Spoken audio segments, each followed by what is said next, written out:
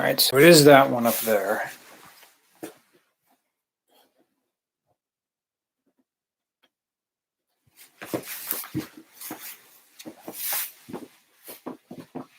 Oh, got the notification. Here we go.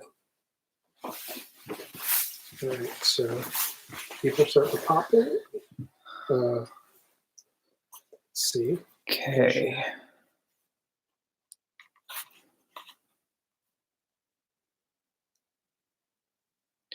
Now the big thing is, which microphone is it hearing?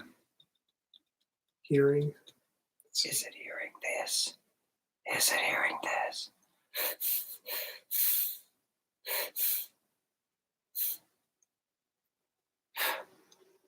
I think it's listening through the computer. Let's see. Just the let's see. Wow, Apple laptop getting fancy over there. Okay, I don't see the chat coming up here. I think you gotta click the little thing to make it. Not that, but the top chat that's over there. Oh, top chat, live chat. There they are. And so. Okay, welcome to us figuring out this MacBook that was given to us by Justin Lose.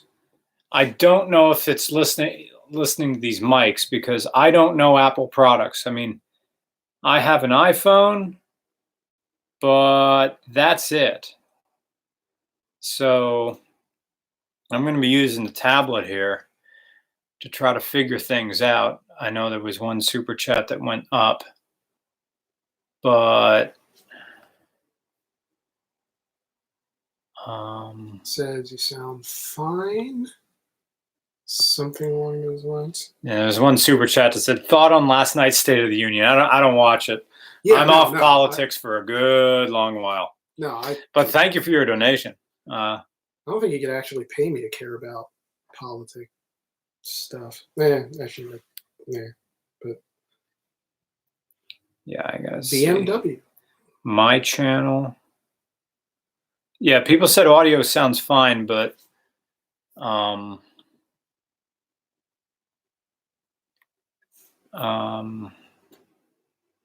have to find out which Mac. All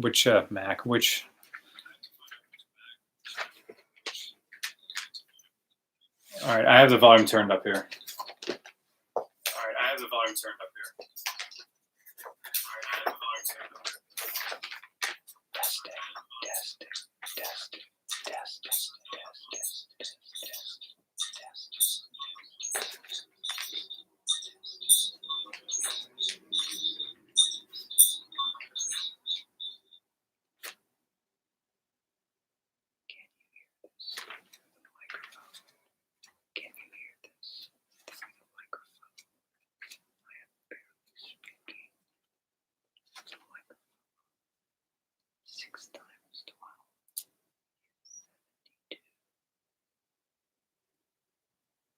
Oh, yeah, I guess it is.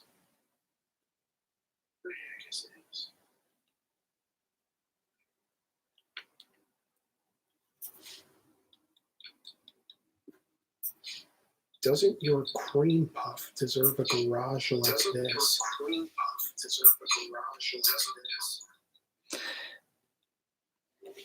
I'm going to tap the computer.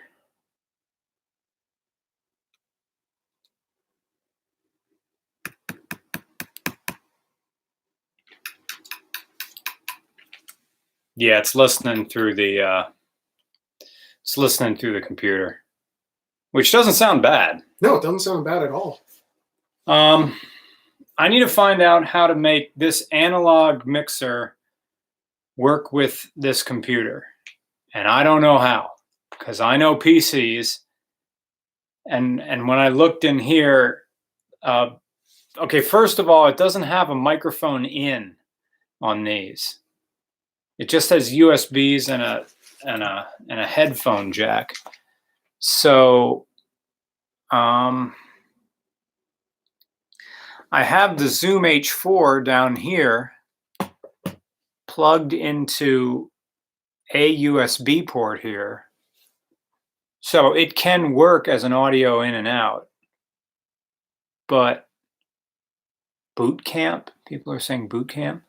Get an external audio card. Oh, so I got to buy like, is this the whole thing with Macs? Is that everything's an add-on? Yep, pretty much. Headphone jack is TTRS. Don't know what that means. The headphone jack on that is a combo in and out. So you have to tell it to work as an in and out in the settings. Oh, okay. Zoom can be detected as an audio device. Okay. So, Macintosh, software update, sound, okay. Input, internal microphone built in. Yeah, and it recognizes the webcam out there as a microphone, but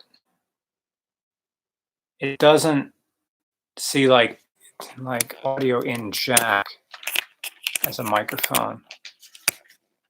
Output, input.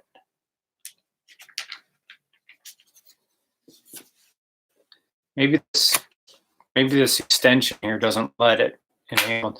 You should have all the hardware you need, just enable it through settings. Right, but this Macintosh is foreign to me. It's like everything's familiar but different.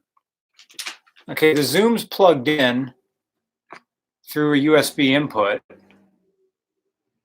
but it's not appearing here.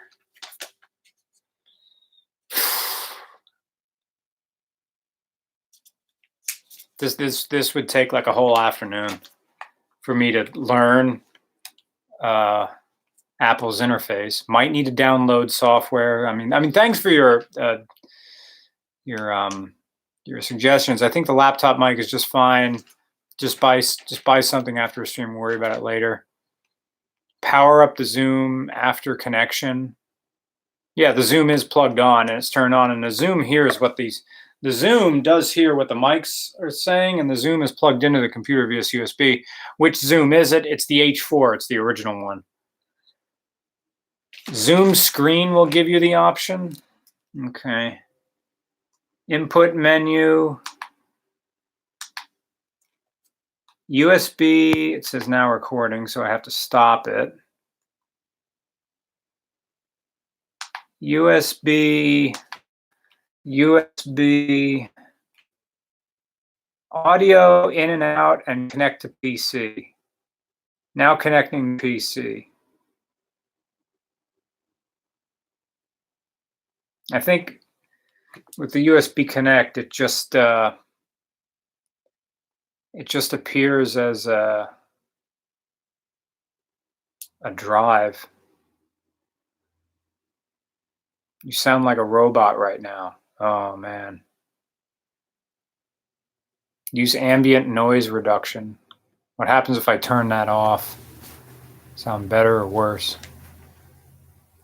Nah, don't boot camp. The native Veeder OS X is much better for audio processing, worth figuring out. All right, the Zoom is still trying. Sounds very noisy now. Okay, turning on noise reduction. Let's see.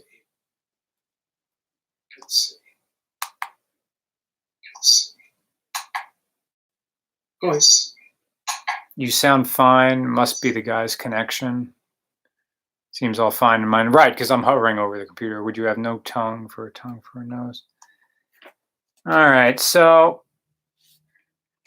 what we're going to do is we're just going to have the podcast. Like the people on YouTube are going to be able to hear. The audio gets really crummy when you F with the thing in your hand. Yeah, that's the Zoom. All right, so the people who are going to be listening on, if you power cycle the Zoom while it's plugged into the USB, it will come up in the devices menu. Okay, let's see if that works. Oh, yeah. Let's see. 1983 Hearst Oldsmobile, 56,000 original miles, garage kept, never driven in snow, $20,000. Okay, I'm turning off the Zoom.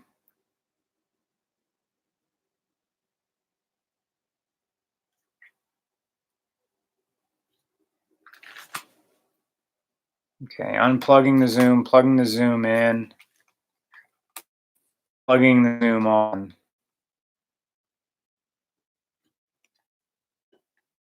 Zoom is turning on.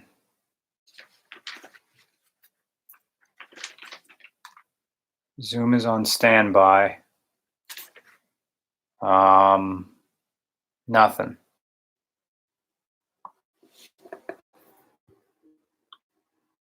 Go again to settings. Sound. Nope, doesn't appear.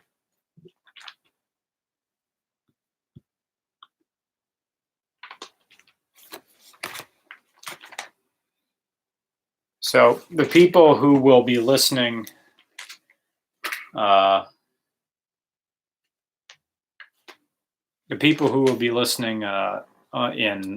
iTunes are going to get the good audio, the ones that are coming out of the mics. But since I don't know how to hook this all up to the laptop, YouTube is going to have to make do with the audio that's in the Macintosh's microphone, which apparently is pretty good, according to them. Yeah. Well, life. Yeah. So let's get the show on the road. Yeah, there was two. Yeah. Oh, welcome to the RCR podcast. It's number 56, the LeMons Rally. I am Nick. I'm Brian, but I didn't press record yet. Oh, all right. Well, I just wanted to queue up the super chats on the tablet so I don't forget them.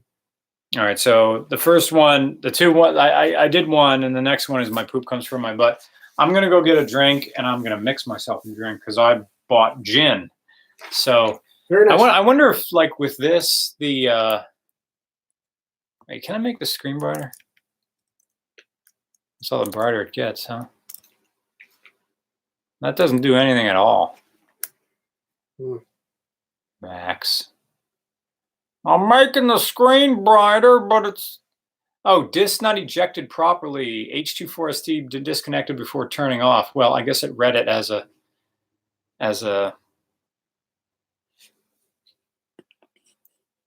Yeah, but someone else said you can change this dual use 3.5 millimeter jack to be an input jack. But how do you do that?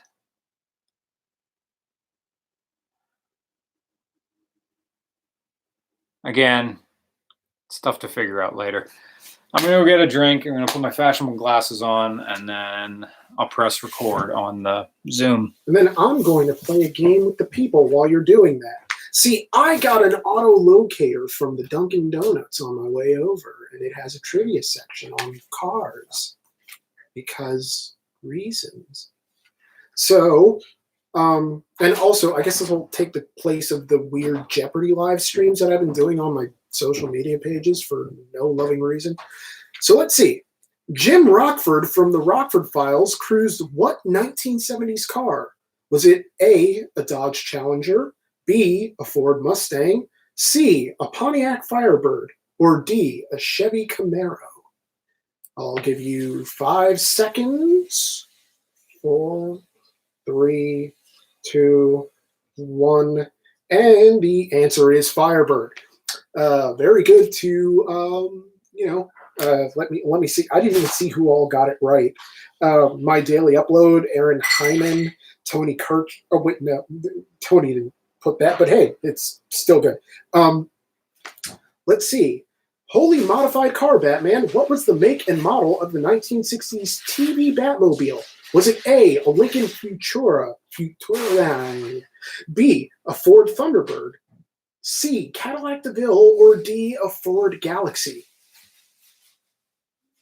4, 3, 2, and 1. And the answer there would be a Lincoln Futura, whatever. So yes, moving on. The Duke boys ran from law in what famous model named the General Lee? Was it A, the Dodge Challenger, which is spelled wrong? They put the like Challanger. But A, Dodge Challenger, B, Dodge Charger, C, Dodge Demon, or D, Dodge Duster. Try saying that 5 times fast. Yeesh. Yeah, everybody got that. It's a Charger. Yeah, that's, or wait, no, not a Charger. Yeah, Charger. Wait, what? I'm losing my mind here because of the whole lettering system. Let's see. In the movie Gone in 60 Seconds, Nicolas Cage could not get away with Eleanor no matter how hard he tried. What kind of car was she? Was she A, a Chevy Camaro, B, Pontiac Firebird, C, Plymouth Cuda, or D, a Ford Mustang? What do you say? And the answer is D, Ford Mustang. And then, let's see. Stephen King's Cujo was a great book, but was also made into a movie. What type of car did the mom and small son get stuck in at the farm? Was it a Chevy Vega, a Yugo, a Ford Pinto, or an AMC Pacer? So, yeah. And the answer to that one is Pinto. See, I never actually saw Cujo or read the book, so it's just, I don't know. Let's see. What make and model was Cole Trickle driving in the stock car movie Days of Thunder? Was it a Buick Delta 88, Ford Thunderbird, Chevy Lumina, or Pontiac Grand Am?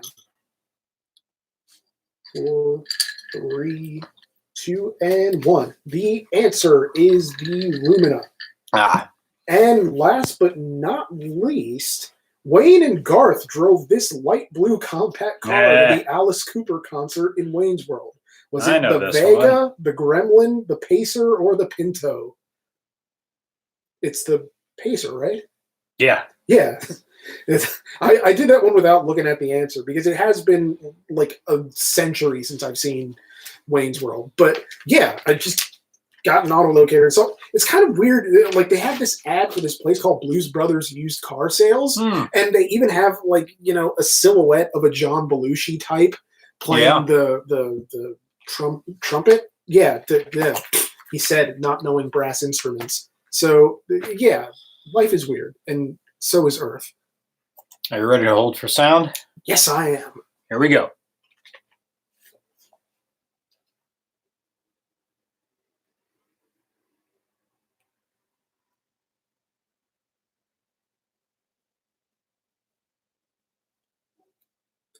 Hey, welcome to RCR podcast number 56, the LeMons Rally. I'm Nick. I'm Brian. And Brian has just made it back from his first ever LeMons Rally. And it was in a Yugo. 1988 Yugo GV. And the GV, not kidding, stands for great value. Really? Really. That's what they were called. Huh. There is the make and model number of those cars were the same. Yugo. That is that is an interesting thing. I mean, as I was following along on your journey on social media, I was under the impression that this entire experience was basically hell on earth. Well, not hell on earth, but it was one sort of incidental hardship after another that sort of stack on top of each other like a Jenga tower. Like first there was the oil thing. Yeah. And then there was the phone breaking. My God. I'm going to feel bad for that for a while. Like the same guy who gave us this MacBook, I broke his phone. Like 2 days later after he gave this to, what happened was water was collecting in the rubber footwells of the Yugo because you're getting in and out of this car in the snow. Yeah. And he is a Google Pixel, and that is a USB-C.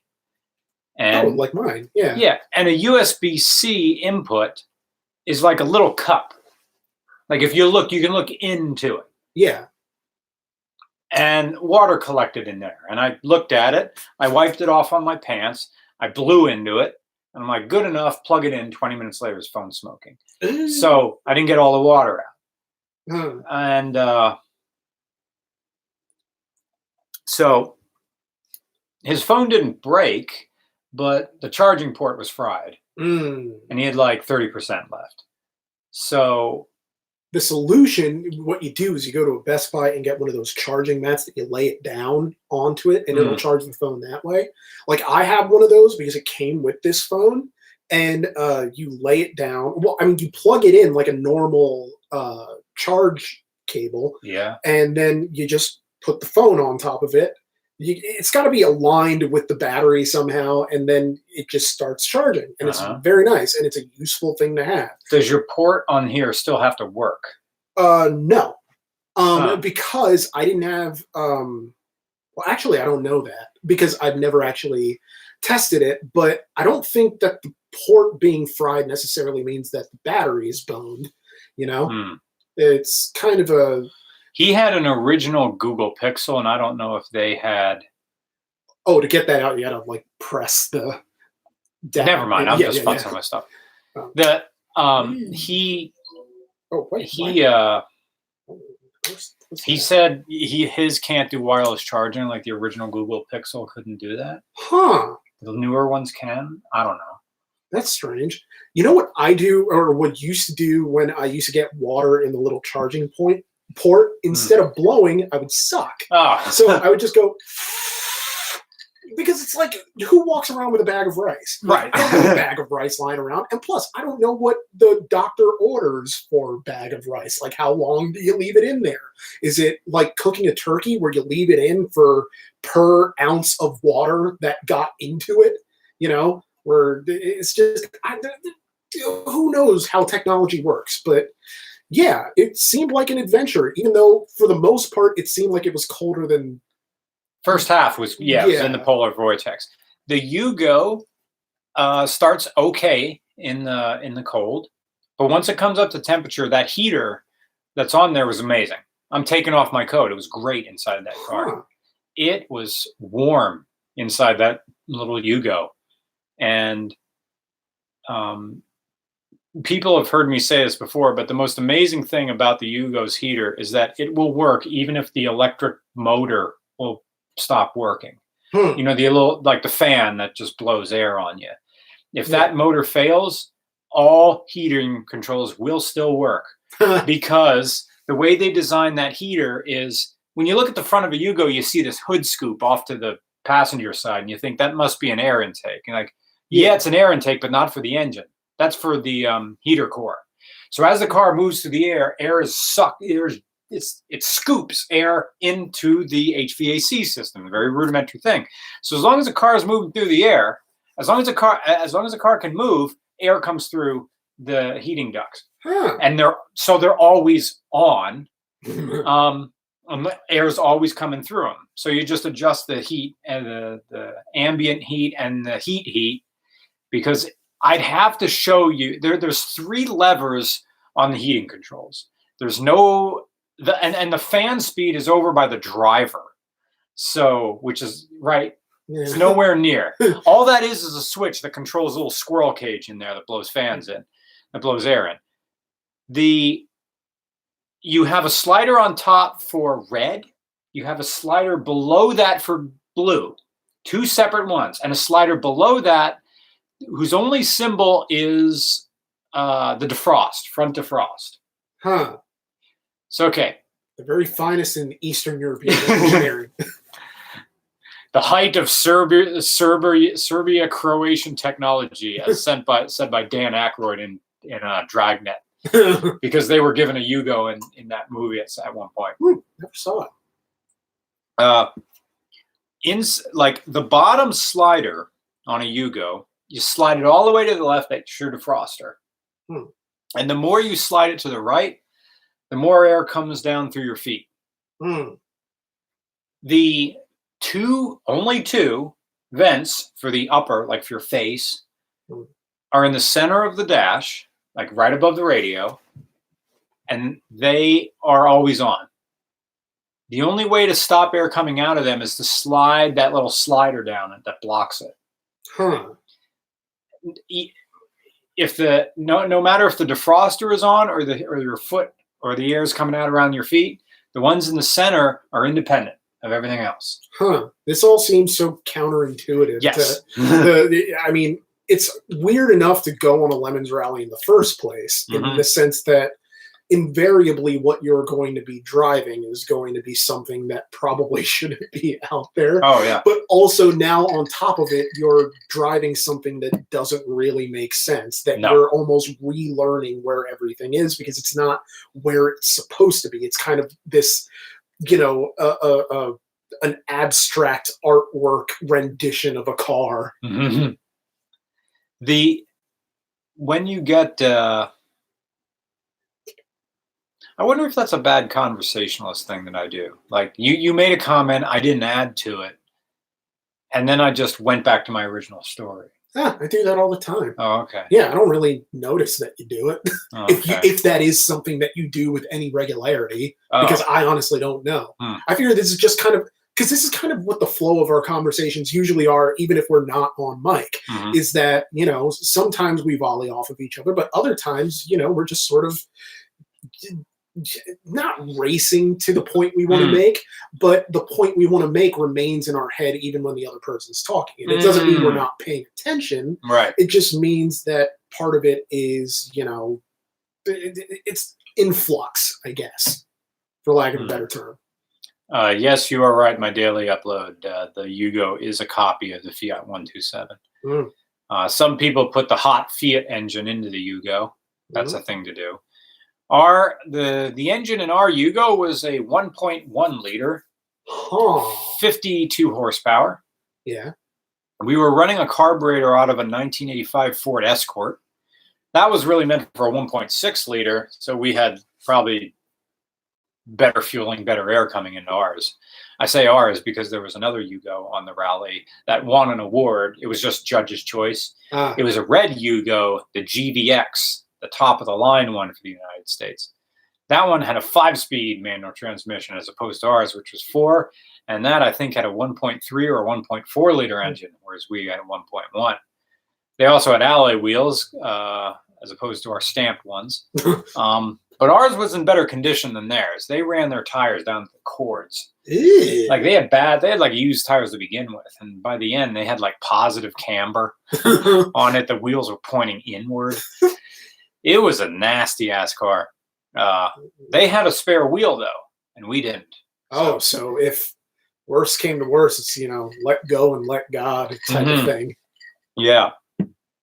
The spare wheel, like the Subaru Leon, the Subaru Loyale, is housed within the engine bay.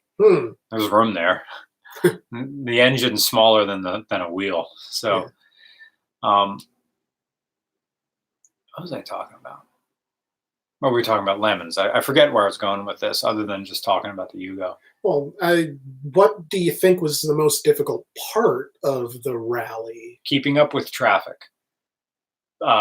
Because this car strained to go 65. We got it up to a GPS 85 miles an hour. It felt like the engine was going to fly out of the hood. This car was meant for Eastern Europe to trundle along back roads at 50 miles an hour. Yeah. That's what it was meant to do. It wasn't meant for American highways. It was the cheapest car in the United States when it sold, with an MSRP of $3,595 in 1985. So you can do I can do the conversion. Yeah, I can't do math to save my life. I would have to look it up in one of those conversion calculators. People in the comments can go to the inflation calculator, type in $3,595 in 1985 money, and then you'll find out how much this car really sold for new. Yeah, as someone born in 1985, I imagine it would appreciate in value more than I have. Justin Lowe said a Yugo, it remains one of the best dollar for dollar values because it's worth about the same now as it was then to collectors. You get what you pay for. Yeah. If it ain't broke, break it. People are saying, one guy says $7,000 to $8,000. Probably $30K. No way it would be that. $8,000, $8,500, $8,167. So a new car for $3,000 more than yours. A new car. That's rich. That got you no radio. I don't think it gave you a radio. Either it did or it didn't give you a radio.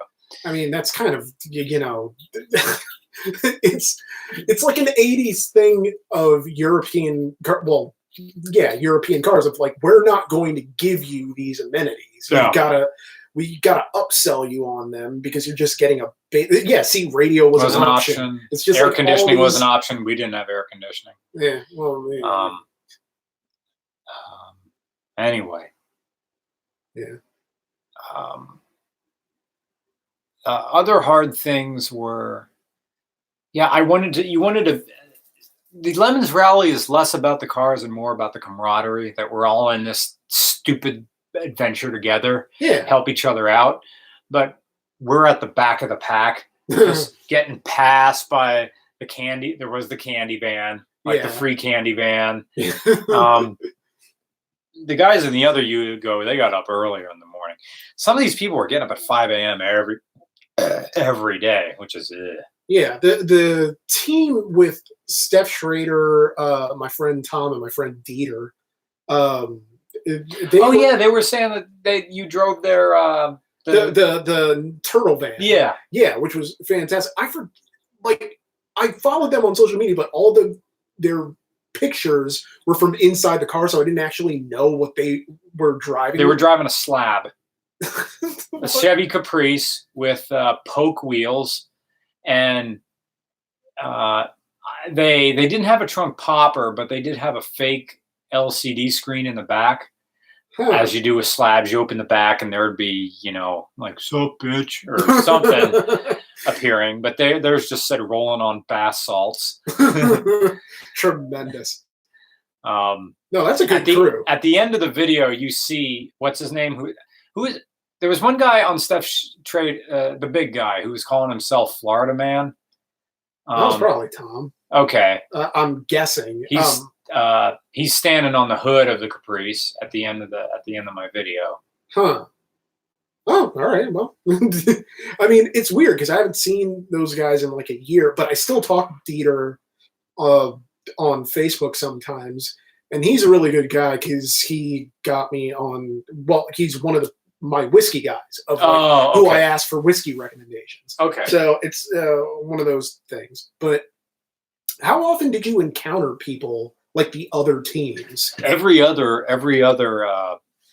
checkpoint. Like someone would be there.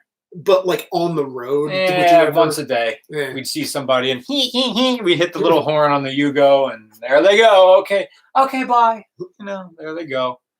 They're making time. We're here doing 63. I wonder how much of that has to do with the amount of people in the car. Like if you had one fewer person. Oh yeah, there was a time where I was riding with Ivan in his Mercedes diesel SUV, and there was a notable performance increase from the Yugo.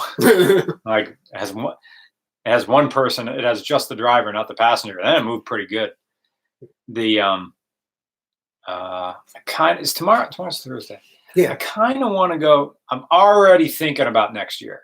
Yeah. And buying there's a guy in Lidditz selling an El Camino with an LS in it for $5,000. I kind of want to go look at it tomorrow. That's an investment. Drive the Evo 9 over there. Okay, that's the next thing. Of course. People probably saw that I made a quick post about 2 hours ago from my parents' house.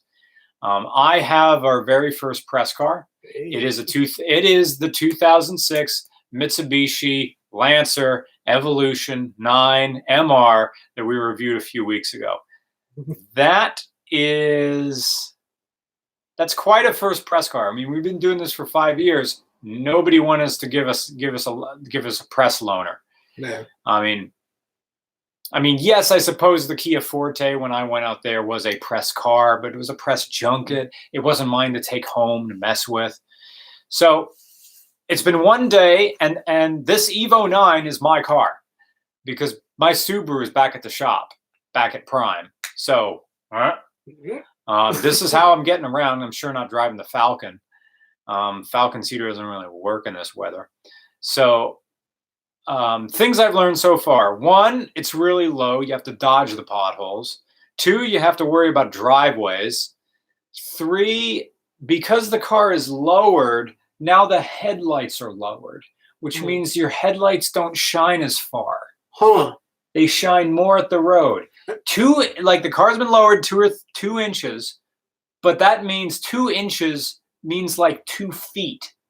Yeah. Like farther away. So I'm like driving at night, in traffic, like I can't see shit. Yeah, I was having that trouble coming here with the weather being what it is because it was raining a decent amount, and I had to put my brights on, even though it's like, why are you?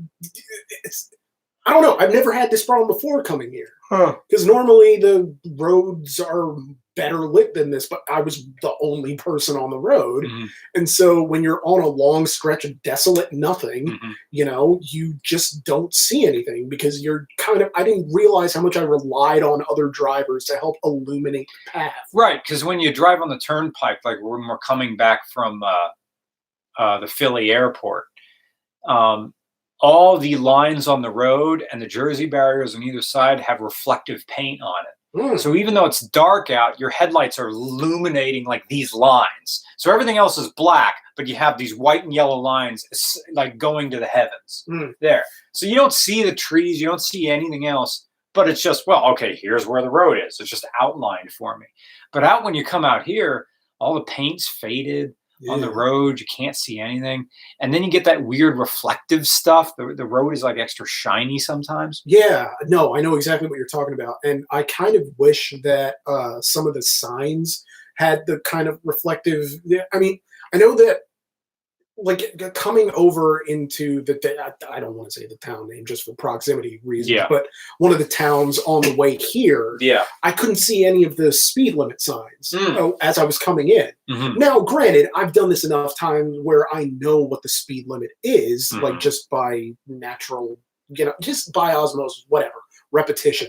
But I just kind of forgot where the signs were, and I'm kind of thinking like, wait, isn't there a sign supposed to be here? Yeah. And I don't know, it's just hard to see anything. This weather. And then we got down, and then once we got to Nashville, it was like we get out of the car, it's like 45 degrees. Then we get to Leeds, Alabama, it's 60 and sunny. Delightful. Alabama, completely underrated state. This is my first time ever being in Alabama. I was like, this is delightful. It's just nice. It's really nice. Yeah. I didn't want to leave. So I want to get to some super chats. Oh, and I also had boiled peanuts for the first time. I saw that. Taste-wise, like, what does boiling the peanuts do? Does it just kind of remove, I don't know, the saltiness or whatever? I see. I know that it's a popular thing, especially if you add sort of spices. I want to say that I learned this from an episode of Shark Tank, but I don't think I did. All I know is I've been watching like seismic shit tons of Shark Tank on Hulu, and it's the perfect background noise when you're trying to work because it's always just a bunch of people coming on here with their ridiculous product, trying to get an investment, and then Mr. Wonderful bloviating, and then Mr. Wondle, and Mark Cuban giving them like X number of seconds to give them an answer, and then Lori Greiner saying, "Well, I know, see." I'll give you the 100,000, but I'm gonna want 25% because I know what I bring to it. Like her thing is, I always know what my. And then you have Robert Herjavec, who always gives the person exactly what they're looking for, but no one ever wants to do a deal with him. And I don't know why. He's like this nebbishy uncle type who is like a cool uncle, but for some reason you take him for granted and you don't ever want to like do business with him. It's weird, but yeah, as someone says, no peanut tastes like nothing else. I'm assuming that's about the boiled peanuts. Mine were salted and like Cajun, like we got Cajun flavored, we got barbecue flavored, I got super hot flavored. They were great. The thing was, you could buy them without the shells and with the shells. And boiled peanuts with the shells, you eat in whole. You eat the shell. Oh wow! Like just the whole thing. The you just whole pop thing. It in there. And it's like, no, there's a lot of fiber. I mean. It doesn't taste bad. It tastes a little bit cardboardy, but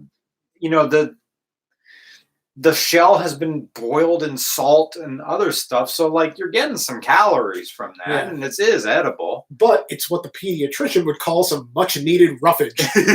just getting that in there. So speaking of which, my poop comes from my butt. Thank you for your donation. Tremendous. Waiting for a COD. Cash on delivery? Call of Duty? Oh, waiting for Call of Duty Online to install a Chinese copy of Duty. Can't wait to play a first-person shooter game with a 300 to 500 milliseconds of ping. I have to lead my shots like Battlefield 3. I don't know what that means, and I don't know what a Chinese Call of Duty means. I guess he's getting some shady copy, so he doesn't have to pay. Possibly. Because I know they just broke the Resident Evil 2 remake, and that's leaking online. Okay. And I've never been one for any of those like Resident Evil games, even though, growing up in the 90s, you kind of have to be. Like, even though I had them, I was never any good at them because of the awful tank controls where you have one. Oh yeah, you're like moving you steer around, a person like a tank. Yeah, and then another one that just kind of like move forward, and I don't know how to do any of this. Just give me Parappa the Rapper, and I'm fine. Right? Yeah. Like why do I need the jade statue to open a fireplace in a police station? Yeah, and then I got to trek all the way back to a trunk so that I can get all the bacteria spray that I left behind. It's just It was a different time of games where you actually could sink all of your day into it. Well, actually, you can still do that now, but yeah. Angry Clown, 1990. Thank you for your donation, sir. Do you ever think you'll do another review like the Pontiac Fiero, or the Porsche Cayman? Yes, I will think we'll do another noir video. It would take place in Pittsburgh, and I don't know how or why. I'd probably do it myself instead of calling up Ivan because I'd want to do it fast. Sorry, Ivan. The style is great. Also, Nick makes a great noir gumshoe. Yes, he does. Yay. He would reprise his role as detective, whatever. Yeah. Well, I mean, I didn't even give the character a name. It's just kind of like noir Roman. But it's one of those things where I always view it as, especially Fall Guy. Fall Guy. It's kind of in this award season mentality of like, okay, if we wanted to theoretically get nominated for an Oscar, the easiest way to do it, and by easy I mean the most impossible thing in the world to do, but if it were possible at all, would be to go for live action short film. And so you just like submit the short film to a film festival, and then I think you got to submit it as like a physical copy of some kind. You just have it like in a format that's DVD. Yeah, of some kind of thing, and then it has to play at a festival in either like New York or Los Angeles, and then it makes a qualifying run, and all of a sudden you have like Academy Award nominees like us, which would be like the weirdest thing on the planet. Yeah. But then it's, you look at the Oscars and you look at some of the people who have them and how like Kobe Bryant has an Oscar, which it's one of those things where I'm not saying he didn't deserve it. His animated short was good, but I'm saying it's like that's where people who aren't really normally filmmakers go to win things. So, that or one of the music categories. Like, let me write a parody song. Let me write a Christmas song for a Christmas movie. Like, just let me do that, and then maybe I can like slide into one of those categories, like a thirsty dude into an Instagram model's DMs. Did Ben Folds win anything for Over the Hedge? No, but he qualified. He was one of like 70 songs that qualified. The song was Still, which is one of my favorite songs. And I forget the other song that qualified. That was like the super chipper, happy-ish song. But yeah. Yeah. I got nothing. M.H. Taylor, thank you for your donation. Good to catch you live again. Seems like you just started. Yeah, we did. Would you guys do a Ford Ranger revisit if someone had a 2009 for you? Yeah, I'd like to get my hands on a 2009. like Eastern Pennsylvania, like places I know will be Eastern Pennsylvania, Toronto, Canada, Austin, Texas again at some point. I think October. There was someone else. Oh, yeah. We have an open invite to go back to Nashville to the Lane Auto Museum, where they have, I think they have a bunch of movie cars, and they have a stack of dealer plates that I think, like, within reason, where we can take almost anything we want out on the road. Very nice. They have some Jaguar that was in something. They have, oh gosh, like some sort of remake of I think it was a Vespa from Roman Holiday or something like that. Good movie. It looks like that. They have one of those monocycles that I don't think they're going to let us ride. Do you remember that one South Park where they made that one vehicle that was a big reel and with a dildo? Yeah. It's not that. Yeah. But it is that. It is a mono wheel vehicle. Like you get on like a bicycle. Yeah. Like it works, but it takes all day to learn how to ride that thing. Yeah. You can at least look at it. They have an airplane hanging from the ceiling that a guy built out of a ladder, like an aluminum ladder. And it's like an engine strapped to the front and wings to the middle and a lawn chair. I mean, it's hanging from the ceiling. I don't know about that thing. But I looked at it, and I forget if it's direct from Harrisburg or direct from Philly. No, I think you can go Harrisburg straight there. Anyway, that's a thing. Yeah. So. Oh, Nashville's always been one of those places I'd have loved to go. I mean, like my bucket list location things, I say bucket list like whatever, but Nashville's always been on it, and it's always kind of been a more modest list of locations that I'd like to go, you know. And Nashville, hey, it's Music City. The airport was cool when I went there to pick up the Falcon because they had live music in the airport. And then Nashville, I got a little bit of an LA vibe because, you know, it's the country music capital of the world. So, yeah. And when we were talking to people at this bar, because that was one of the stops for the rally, was the Lane Auto Museum, which is Nashville. And then we had a hotel in downtown Nashville. That was the worst hotel. It was like a Comfort Inn. And it shows how much I've been spoiled by just doing Hilton brands. Yeah. Like realizing that, oh, this is a motel. Oh, this door just opens to the outside. It's like, I get on the bed, it's bouncy. And it's like, oh, bathroom, a little bit cramped. Because we came from a DoubleTree. Dude, the DoubleTree had the shower / jacuzzi combo. So it's not like, I didn't have time to fill this up with, it's like a bathtub that had jacuzzi jets. But it's like, we got to get up in the morning again to do this rally. I want to sit in the jacuzzi. We're in the middle of polar vortex. Yeah. But even taking a shower in that was nice because it's like, it was the dimensions of like a double bathtub. So I got room in here in the big shower head. So that was nice. I took a nice shit before I took the shower too. That's a hey. Anytime you can move your bowels in comfort is just, it's the little things that we take for granted in life. Because Ivan and Justin were both like morning shower people, and I'm a before the bed shower people. Yeah, I'm before bed. So I had all the time in the world. Yeah. That car guy, Nick, thank you for your donation, sir. If you guys are interested and if it's running, I would be willing to bring my 1992 GMC Typhoon for your guys to review in Toronto. We have two things we need to film in Toronto. One's going to be probably a beat up dirty car because Ivan wants to film it and he likes the marriage of opposites of filming something that's totally shit with his cameras, his really nice cameras. But then because we're in Canada, I got to film a JDM car that we're not getting yet, like an R34 or something that hasn't been brought over. So that's kind of where my head is at.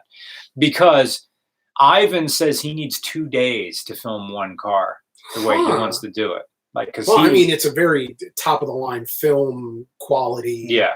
Like that dude is putting out, Grand Tour level Yeah, that's what he wanted to do. He wanted to do a Top Gear style one, but with a complete garbage vehicle and have it look really nice. And then, sorry, it updated. I'm going back to find where I was in the super chats here on the tablet. Let's see, Crazy Ivan. I see PM Melling. I see. There we go. So, the car guy, Nick, thank you for your donation. I think like I got a pass because it's an American car. And if we're going to be limited to 2 cars for RCR Toronto, it's going to have to be 2 special ones. Not that I don't want to drive a GMC Typhoon, but again, it's a question of we'd be filming for like 2 days, but would be totally consumed with 2 cars, plus an RCR meet. And then plus being a tourist day in Toronto. And then we turn around and go back home. And I mean, I almost want to say that it's easier to do fewer cars when we're traveling because people don't, it's weird. Like, people don't like different backgrounds. Like, it's weird. Like, and I get it. Like, I totally don't, I just like things to be the way they are when I'm watching something. But, you know, it is what it is. Cool. I'm going to go make another drink. We have a question for you here. Ooh, very nice. Nick, what RCR car stories is your favorite? Mine is Mickey Thompson for the research and message. An important one for celeb/true crime works. Well, I appreciate you watching, listening to, enjoying the RCR stories, especially the one on Mickey Thompson, which took a lot of time, and I'm never going to do one that long ever again. And I think the webcam got kind of blurry for some reason.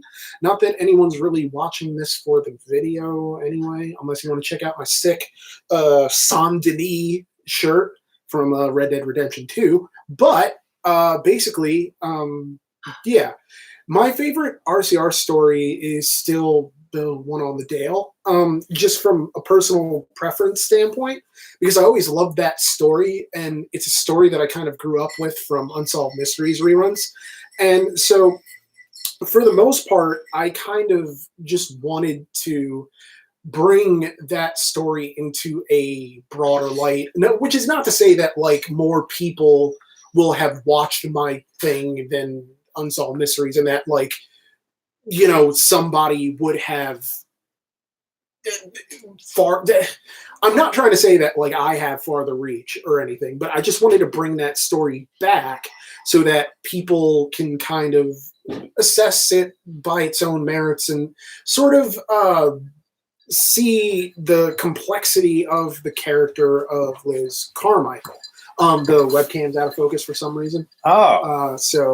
Oh, there it goes.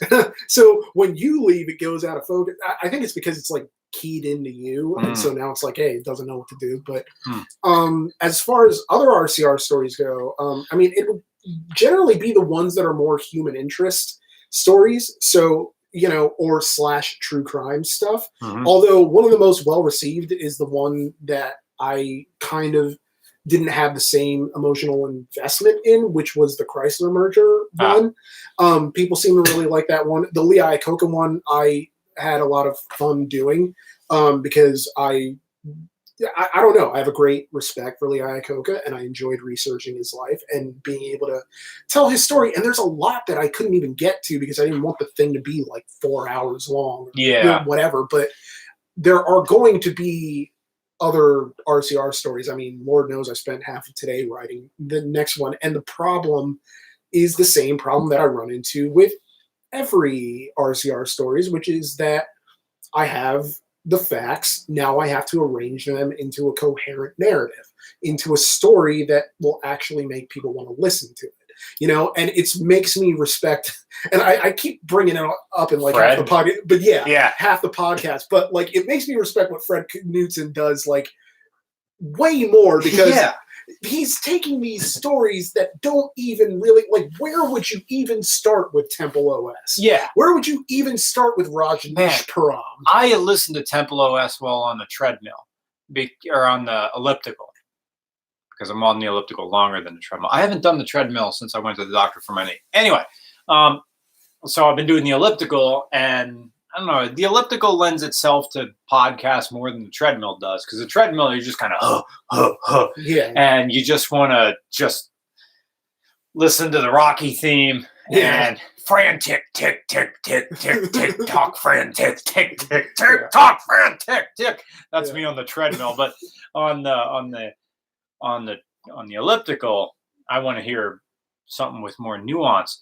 But it got dark when you realized that how like mentally twisted the guy was. Like the part where he's just filming himself and he's walking along and he just sees a black guy and he just says hello, N-word. It's like, holy shit, this guy is so gone. Makes me think of like Wesley Willis in a way, in that, you know, without the music and the humor. In that he's a guy who obviously had a kind of spark of creativity that could have been put towards a more noble purpose had he been able to be reined in somehow. But like sometimes you can't really do that. And it's kind of like that Christian Weston Chandler dude. Well, actually, no, it wasn't really like that at all. Because from what I understand, it's kind of that was a P.T. Barnum. Real life P.T. Barnum side traction. Yeah, weird. Supposedly, when I was hanging out with Fred Knudsen. Well, I say Knudsen because I went to high school with a girl whose last name is spelled the same way and it was pronounced Knudsen. Okay. Yeah, so I don't know if he says it the same way though. When I ran into Fred at the Too Many Games convention down at the Expo Center, the Philly Expo Center, supposedly Christian Weston Chandler was there. Like there was rumors that he was there. Like no one's seen him, so. It was kind of funny, like hanging out with Fred. Like video game and car culture does cross, but car people are car people and video game are video game people. They may cross in like a Forza kind of way, but the nerdiness was weird. So I was hanging out with Fred, and like Fred was getting stopped every 2 seconds. Yeah, and I'm just kind of hanging out. I'm like, huh. Well, on the other side for a minute, because he kind of just like exploded, and because, you know, it's very, like, I love those types of channels where they get me interested in something that I didn't know I was interested in. Yeah. It's like you're telling me a story that I didn't even know I wanted to hear. Yeah. And that's the best kind of thing. Yeah. So, but down the rabbit hole. Down the rabbit hole. Yeah. Waiting patiently for the next one. Yeah. That car guy Nick says, thinking about it, Pittsburgh is closer than Toronto. Okay. You didn't have to donate to say that, but thank you. I think I skipped a whole bunch, so I'm scrolling back up here on the tablet. This tablet needs a name. I didn't name my tablet. I have El Droppy. Droppo. All right. You're Droppo. You're the Amazon Droppo. I want to find a way. Oh, somebody, I think the next question was like, what video games have I been playing? Oh, yeah. Crazy Ivan 2 times says, hey, Mr. Regular, still playing Deus Ex? Nope. Any other games? Yeah. I'm playing The Legend of Zelda all the way through again. Which one? NES. Oh, the first so like one. The very first. Yeah. Yeah. Okay, cool. I have my Xbox controller, and I mean, that game without a guide, that's tough. I believe it. There's a lot of fucking around in that game before you. First of all, stuff is a little bit English, the way it was translated, and it's not like you and all your friends are playing it, or you can get help from someone who already found the thing. Yeah, it is a bunch of fetch quests, but you have to. You're there with like the candle, trying to burn every bush to find if there's a stairway underneath a bush to find your way through, because it doesn't tell you what to do. So I have to keep going to like old cheat CC and FAQs to find out where the crap everything is. What's hilarious is that it's underrated the amount of exploration that you actually have to do in games like those, because people take it for granted that, well, games today, it's like you have this whole big open world that you can explore, and then games back then, it was kind of linear. It's like, no, it wasn't really that linear. No. You know, it's if you could find yourself in the wrong dungeon and get fucked up. Yeah. really And quick. find out like the hard way that you're in no way ready for this yet. Yeah.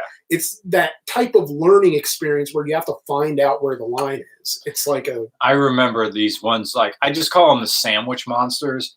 And if you touch them, you'll lose your magic shield. There's another 160 rupees down the drain. Rupees, I guess. Rupees. Something's wrong with this gin. It tastes very metallic. Maybe it's the olives. I don't get down with olives. And that's kind of strange for a Puerto Rican, but I really don't. They just don't do it for me. And my grandmother would put them in everything. And always, her thing for explaining why she would put things that I don't like in things that I do like is it's for flavor. You know, it's like, why are you putting the whole chicken bone in there? It's like, it's for in the soup. It's for flavor. You know, why are there olives in the rice? It's like, it's for flavor, you know. I have done that. Yeah. Which makes sense. It gives a flavor that I like more than the olive olive itself. You know what I think it is? I think because I put lime in this, the acidity of this is still in my tongue. It's messing with that. Yeah, you get the contrast. I think that's what it is. Yeah. You are now awake and breathing. Something about peanuts. Oh, these people, we're still back here with boiled peanuts. Is it strange that I kind of crave them now? Dude, they like, I like them without the shell. Like, Justin Lose likes them with the shell. With me, it's like, I'm still eating this like cellulose. It isn't really doing anything for me. But they sell them without the shell. Without the shell, it's like, these are the most flavorful peanuts I've ever eaten. Yeah. Super salty.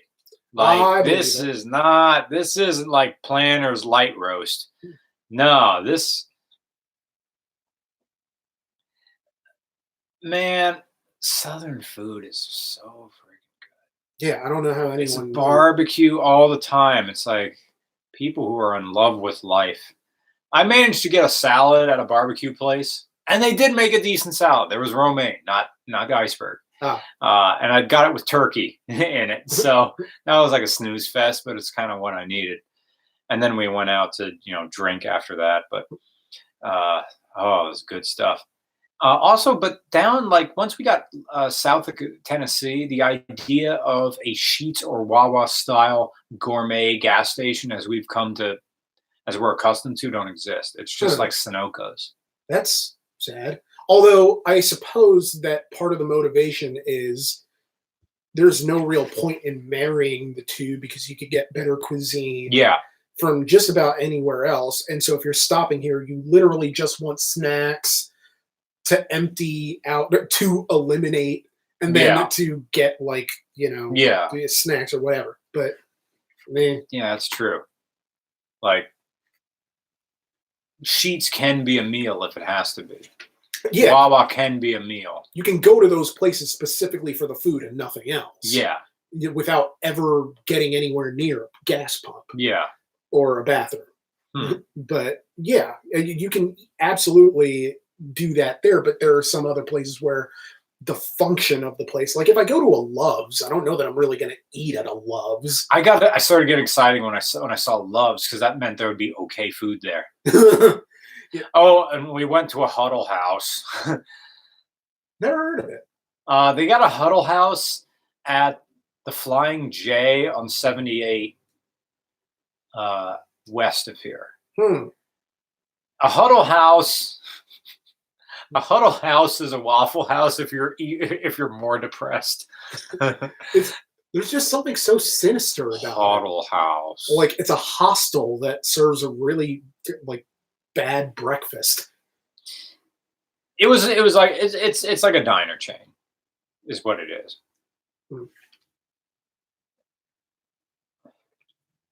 Sorry, I lost my place here. Justin Lose introduced me to a podcast called The Dollop, and what it is a history podcast with two people. One guy does all the research and does the narrative, and the other guy is an improv comedian who just riffs. And they go on for like 3 hours. It was very wholesome comedy. And Justin Lose often travels with a neck pillow. So he was driving, so I was riding in the Yugo. and I would put the neck pillow on and just kind of half listen to this podcast.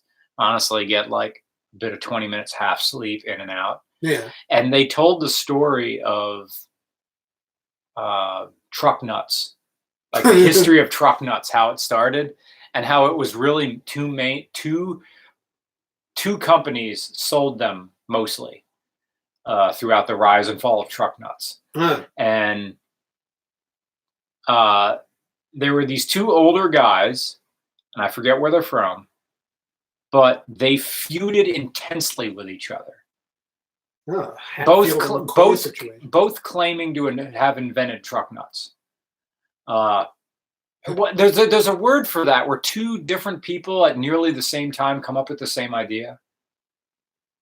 I'm sure I know the word if I can actually think of it, but Okay. or if I heard it, I would beat myself over the head for not having remembered it. All I'm thinking of is Volcano / Dante's Peak or Armageddon / Deep Impact. Oh, Deep yeah. Impact, yeah. Anyway, so these two people feuded with each other and also created multiple user accounts in multiple forums just to bash each other. And like, but it got to a point, I think, where Vice did a story, like it ended up being like one weird web forum where the entire population of the forum was just these two guys with like 20 accounts each, just shit talking each other and each other's companies. Yeah. And over truck nuts. And what's crazy about it is not that they're feuding over it, but that the product itself actually became popular. Yeah. Like who? What? Why? Mm-hmm. Who needs truck nuts? I mean, is it? I don't know. If you have to ask, you don't need to know, or something like that. That's like the weird eyelashes that some people put on cars. Oh, like it's just a kind of strange thing. Normies. Aaron R. Abril. Thank you for your donation, Aaron.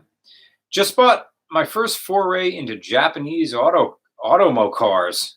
The automo car. 1994 Isuzu Amigo. Nice. Now I have a 500 Abarth, an El Camino. The mullet. BMW R 1150 RS. Wow. Suzuki DRC 400. Nice. Send help. You know, I think your addiction is fine there, Aaron. 94 Isuzu Amigo. Have fun in the summertime, man. That's like the automotive equivalent of a DR 200 motorbike. You're gonna have fun with that little thing. Here. Belligerent Octopus. Thank you for your donation. What are your thoughts on the 2007 to 2011 Toyota Yaris sedan? I think it's a good car. I think it is an car. Wasn't our post Echo car almost a Yaris? Like the camera car? Yeah. Because I remember that being one of the finalists, and I think it would have done fine. Yeah, it would have done fine. But other than that, I think I've only ever really encountered a Yaris like once. Yeah. Out in the wild. They kind of came and went. I mean, all a Yaris is an Echo. It's the same basically. engine, same transmission, same everything else. They just updated it, and it got a longer body. The people who have them love them. It's a very, very basic car, and it's one of those, I forget the designation of the engine, but they're perfectly fine. I think if you got one, you'd like it. The seats are going to be dog shit, but you know, hey, it's going to be a car that's not going to break. And if you're a young guy, your back's in good condition, fine. People out here with their nimble, supple backs. Oh, God, you got to ride in that. Yeah. Maybe we should. I've been drinking. I shouldn't drive. Yeah. But you got to ride in that Evo. It's 2 inches off the ground and the suspension moves an inch. Yeah, that's bam, bam. You know what it's like? It feels a little bit softer than you know what? It kind of feels worse than Monica and Nuggets Sharkworks. Oh, the Sharkworks 911. Yeah. That was a hard driving car, but it had those seats that sort of like hugged you, and you had the harness, like, you know, it's rough, but I'm secure. I'm being held. This thing is just rough. Yeah, there's no sense of being enveloped. Yeah. You're just sort of deposited in this. Yeah, it's the casino. Lowered cars are not fit for Pennsylvania. No, roads. they're not. It's like, no. No, they're Especially not. this time of year. Like, why would you no. But I got to just fill up at Sheets and hope some other. I did get a wave from a STI driver on the way back from New Jersey. I got a lowered car. I have New Jersey plates now. Rubber Duck, thank you for your donation. Your picture of the Slav squat in front of the Yugo with the Ushanka made me very proud. Thank you, Rubber Duck. Yeah. And at the end of it, Justin Lose also brought along some Polish liquor. It's pretty much Polish Everclear. It's 194 proof. It's almost pure ethanol. What? You drink it tastes awful. It tastes like ass. You can't. I mean, it's what people in the rally at the end of it. There's someone on Instagram posted a picture of some guy just got a stick and wrapped some rags like an Indiana Jones torch. We tried blowing it on a lighter, but it blew the lighter out. But this guy with this torch, you can literally and then flame just comes out. It's pure alcohol. Yeah, like that's how you end up speaking through a computer. Like, it's just like, gather around, kids. It was it evaporated. It's like your lips instantly got chapped if you got any on your lips because it just flashed off. Yeah, no, that would be the hardest of hard passes for me. Because I tried Everclear one time in college, and I'm like, this is not an experience I ever need to have again. And that's me back when I was throwing them back, when I could drink just about anyone under the table. And back then, I was just kind of like, Everclear is just so pointless, though. There's no taste. Yeah. D Blackmon 3. Don't eat peanuts with the shell. They messed with you. But the package said eat them whole. I don't know. You ever been to the peanut bar in Reading? Where you have peanuts at the table and then you just throw the shells on the ground? Oh, like Logan's. Yeah. Oh, no. Yeah, the steakhouse. Yeah, I suppose so. Yeah, then it's not a novelty. But it's been around forever, and I think I've only ever eaten there once. Once when I was a kid, and then once I took a date there, and that was like before a movie, and then we just like fooled around in the parking lot. And like I don't even remember if we actually ate anything there. Like it's strange in that, you go to this place where I didn't even remember if I asked if she had a peanut allergy first because I'm terrible at dating, and this was like 5 years ago. So, and I haven't gotten any better. Damn you, Michael Indalelico. Michael says, and thank you for your donation, Mike. You are now aware of your breathing. Good night. No, I'm not, because I'm drinking. Yeah. I don't have to think. Yeah.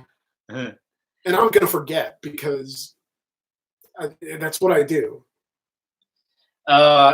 Charles Wagner, thank you for your generous donation. You are a giant tiny button.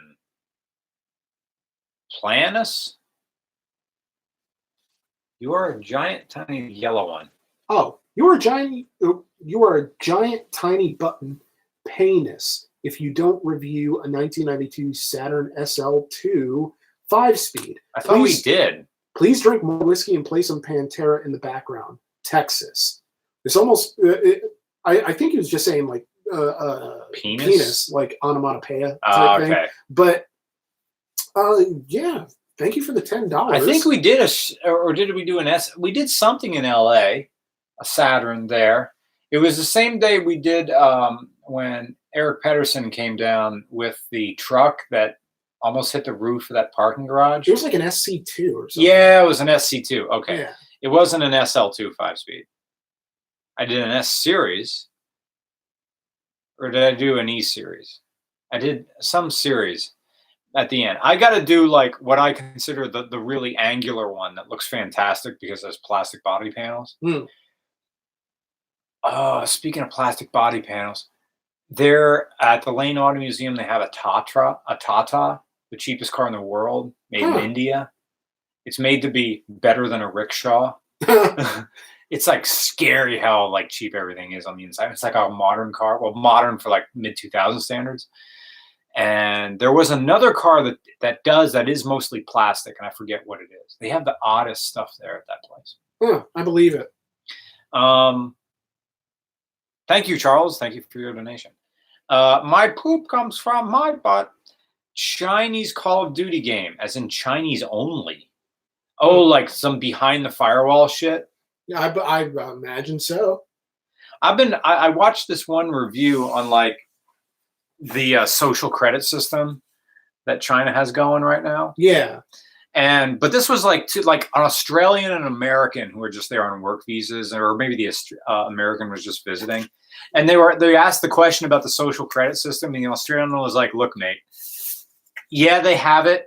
Yeah, they're rolling it out, but they're doing it like China does everything. They roll out stuff really fast, and then half of it doesn't work." He said, "I walked through some of these like scanning systems that like scan you as you go through places, but I'm there with my camera on, and I could see that the IR sensors weren't on." Yeah. But they said it only really works in big cities because most of China is farmland still. So it's not really a thing like people think it is. The most it does is like automatically fine you if you jaywalk. That was one thing that they realized, that this guy got fined automatically because down there they don't really swipe with credit cards, and they don't have even the touch thing like the UK has. It's all QR codes. You know, like they sort of adopted them here, but then they went away. There, they like pay for everything with QR codes. That's strange. Yeah. Well, what's strange to us might be common to them, but I mean, there was an episode of Black Mirror about this where there was just, you can rank people, you give them a score between 1 and 5 stars. And then, sometimes like people won't interact with you if your score is below 4.1 or something. And all of a sudden, it's just weird. But then all of Black Mirror is weird. Would you like a vitamin C drop? I would like one for later. Oh, yeah, sure. I just want to... There really is no cooling effect to it. It's just... Not all menthol. Yeah. It's like a tiny bit of menthol. Okay, we got my poop from my butt. Robert S. says, I rewatched some bike reviews, and I'm curious what the real definition of a crotch rocket is. Okay. If a Hayabusa isn't one, it's not, then what is? Okay. A crotch rocket is a catch-all term for a bunch of moms from Why I'm Missing, like, oh, these guys and their crotch rockets. It's an 80s term.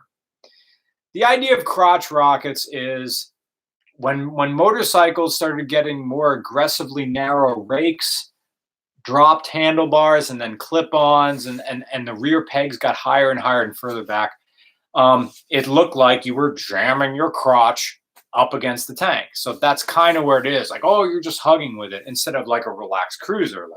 And even a lot of the UJMs were pretty relaxed seating positions as well. So a crotch rocket became a catch-all for a sport bike. It is a worn-out term that's only used by moms and dads who feel upset that their corn-fed belly can't fit on a bike like that anymore. So if you want to, a crotch rocket is any motorcycle that is full fairinged, sport seating position, and clip-on handlebars. You can call that a crotch rocket. If you want to break it down, my GSX 650F is not a crotch rocket because it has full handlebars, not clip-ons. The Yamaha R6 that I drove, crotch rocket.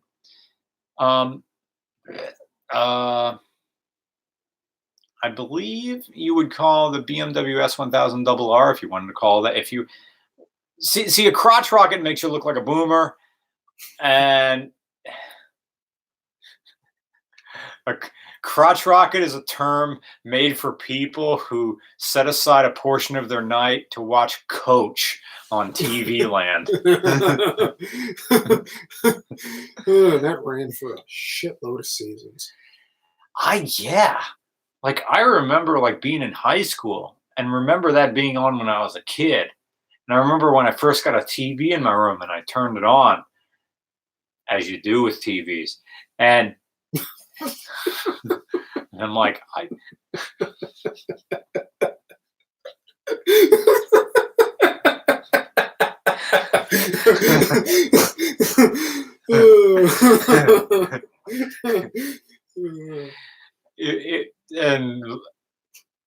I couldn't get cable in my room, so mine still had rabbit ears. So it was like ABC, NBC, Fox. Yeah. And I'm like, coming up next on Coach. And I'm like, an all new Coach. And I'm like, wait, what? I used to watch this when I was being babysat. Yeah. And so like it ran from like the 80s until deep into the 90s or early 2000s. Like, okay. It didn't get to the 2000s, but Okay. it did run. I mean, maybe it was like 79. I don't know.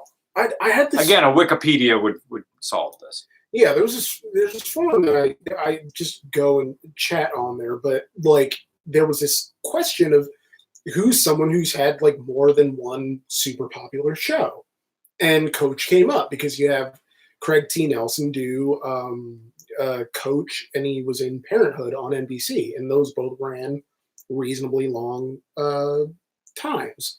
But also, you know, it's one of those, the deeper that we would get into those lists, the more puzzling it would be that certain shows ran as long as they did. Jag. Like, yeah, or like David Spade having like shows that just ran forever. Like, I've never met a single person in my life who's ever seen Rules of Engagement. It lasted for 7 seasons.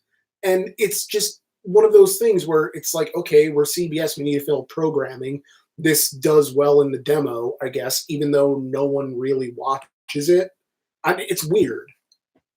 There's Murphy Brown, but that was known for being long. Like, yeah. And it's back. Like they revived it because now they're doing the whole revival thing, which brings it back to Coach, because this whole TV revival thing started when NBC decided we're going to bring back Coach for a 13-episode run. We're just going to see how it goes. And then that fell through. They just arbitrarily decided, like, this is the dumbest idea anyone's ever had. We're not going to do it. And then every other network just started bringing back shows. And, you know, now Roseanne, well, okay, I guess Roseanne isn't back anymore. Now she's dead. And then now it's just the Connors. But, you know, now Murphy Brown is back. Like, why is Murphy Brown back in 2019? Like, okay, I guess there's more news, like, if you can riff off of, like, current events. But I don't know if their production schedule allows for them to be as current as, say, like, South Park with the 5-day turnaround. So it's just, you know, and we're getting the Twilight Zone with Jordan Peele. Did we get an F? Mm-hmm. Oh, it's maybe on my end. Oh. Nope. No, okay. I'm saying. All right. Is 30 Rock still on the air? No, that's off. Okay. That car guy Nick says, thinking about it, Pittsburgh is closer than Toronto. All right. Oh, you read that one. Oh, I did? I think. Yeah. But thank you again for your donation. Thank you. Angry Clown 1990. I don't think I have a car that you would want to review, but if you do find yourself in Alabama again and would like some food, hospitality, or local knowledge, I'd be willing to be your gray beard. I don't know what that means. I know what the term gray muzzle means, but I don't know what the term gray beard means. I mean, I'm sure it's a reference. Oh, the Lord of the Rings. Yeah, I was going to say. Yeah, Gandalf. Like, yeah. Okay. Unless they're referring to. Your guide says Slade 420. Okay. Cool. Be your guide. Thank you, sir. Thank you, Angry Crown 1990. Depends where the LeMons rally ends up again next year. Excuse me. Blake Beals, thank you for your donation. Death and Resurrection of Triumph is an RCR story. They were resurrected, again as Triumph motorcycles, but I don't know how much the Indian influence was and how much German influence was, unless I'm getting that wrong. Maybe they have nothing to do with it. Well, now I'm kind of interested in doing an RCR stories on the truck nuts thing. That sounds fascinating. Or like doing when it comes out this summer, kind of fact versus fiction on Ford v Ferrari. Oh, right. With Christian Bale and Matt Damon. Right. Which that movie gonna be lit. When is this? I think it comes out in like June, and it's from James Mangold, who did like Walk the Line, 310 to Yuma. I think he did Logan. Not entirely sure. Like Hugh Jackman's farewell performance as Wolverine. So I'd be up for seeing that. Yeah, no, that would be great. Workforce 520. Hello. Hi guys, stuck at work. I'll listen later. Okay. You're gonna have the good audio because I haven't figured out this MacBook yet. So the people who are watching on YouTube are hearing the audio coming from the onboard speaker on the mic, but for the people who are listening on iTunes, you're getting the glorious Audio Technica. Tony Kirchner doesn't have a question, but thank you for your donation. Ice cream and French fries. Okay, that at some point they were talking about French food. Yeah, I was in the South and I didn't have chicken and waffles. Did you ever have chicken? I've never had chicken and waffles. I mean, in my mind, I can imagine what it's like. So, and that's kind of good enough for me. I still haven't eaten at a Waffle House or an IHOP. So you've never eaten at an IHOP before? No. Yeah. Denny's, but no IHOP. I want to say you're missing something, but I'm not sure I can. Yeah. There's always the Mannheim. Yeah. Sean Simon, thank you for your generous donation, sir. I heard that rich Chinese and Indian people are starting to buy up classic American muscle cars for way higher prices than we sell them to each other, thereby creating a sellers-only stateside market. Thoughts? Well, I'm hearing this for the first time, but I don't really believe it because I think that right now the prices of cars, see the Mark IV Supra, are being driven by the people who liked these machines when they were kids but couldn't afford them, and now they're old enough to afford them and will pay nearly anything to have their youth back. So, yeah, like, because we saw the bubble with muscle cars. Muscle cars now are not expensive anymore. Like, maybe overseas they are, but one of the best deals you can get is some resto-modded muscle car that someone doesn't want anymore. They did all the work to it. You're just buying it. Unless you want some crappy numbers matching period correct 68 Chevelle. It's gonna be crap to drive anyway. Yeah, I don't think that I haven't heard of that. But you know, what do I know? My car buying market is LS swapped shit boxes like that. I ought to email that guy tonight. See if I can come over tomorrow evening. The El Camino. Yeah, the El Camino. See, the El Camino, on one hand, would be a bad rally car because it's a rear-wheel drive thing and has a bed in the back. Like, it's bad, but it's good. Yeah. Because El Caminos are kind of a joke, but this one has an LS in it, so it's going to be super reliable. But one of the good things about road trips is that if you have a back seat, see, this thing is essentially a truck.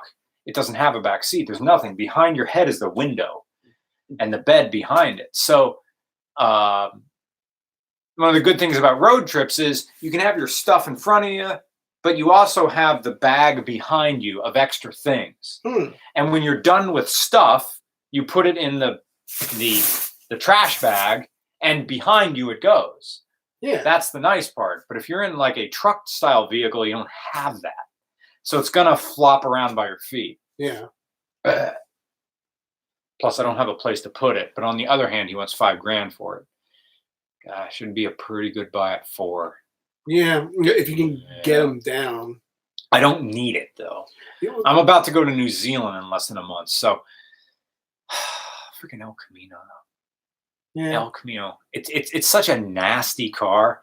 It's like I'm sure there was one in that, speaking of David Spade, that Joe Dirt movies. Probably. I never saw Joe Dirt. Me neither.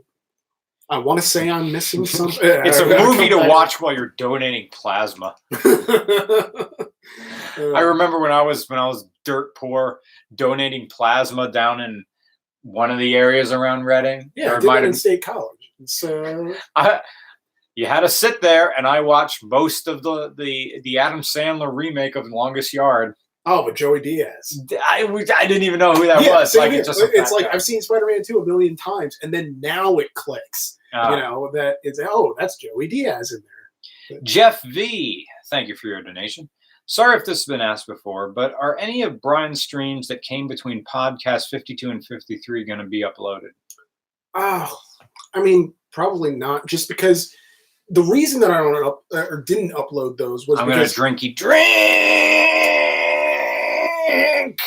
is because I would have to get the audio off of YouTube. Like I would have, because I wasn't there and we don't have like Zoom on, so I would have had to rip the audio right off of YouTube, and I'm not as good. Anyone who listened to the first take on the Mickey Thompson stories before the re-upload know that I'm not a very good sound engineer. And the whole point of the podcast is not to add more work to Brian's workload, so like I kind of tackle that. Plus, they're kind of like impromptu streams. I don't really know if people are trying to do. Yeah, sorry, I'm getting distracted. But basically, the answer is no, just because the quality would be terrible, and I would want to not put out something that is just, less than I would be able to deliver. So, yeah, that's all I got. But how was your week?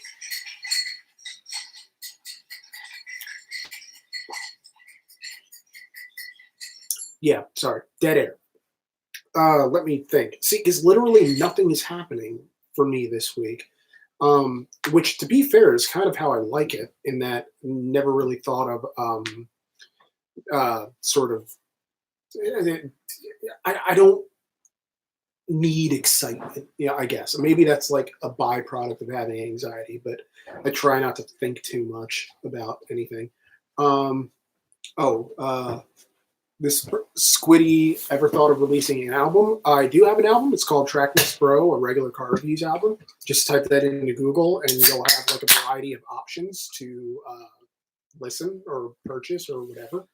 And also, Squiddy. I think Squiddy also asked. Oh shit! What? Forgot. Oh, it says card full. Card full. Huh. Which means I forgot to clear the card. Yeah, sorry. I'll just rip it off of the thing. Of course, after I just get done saying, like, but like this is different because it's something. Sorry, Nick. It's a thing that happens. It's not a big deal. But the other question down there was, "Hey guys, didn't you have an intern once?" And so I feel like it's a running gag of something to answer like once every other podcast, which is that yes, we had an intern. He was with us for the express period of time that he would be with us. Yeah.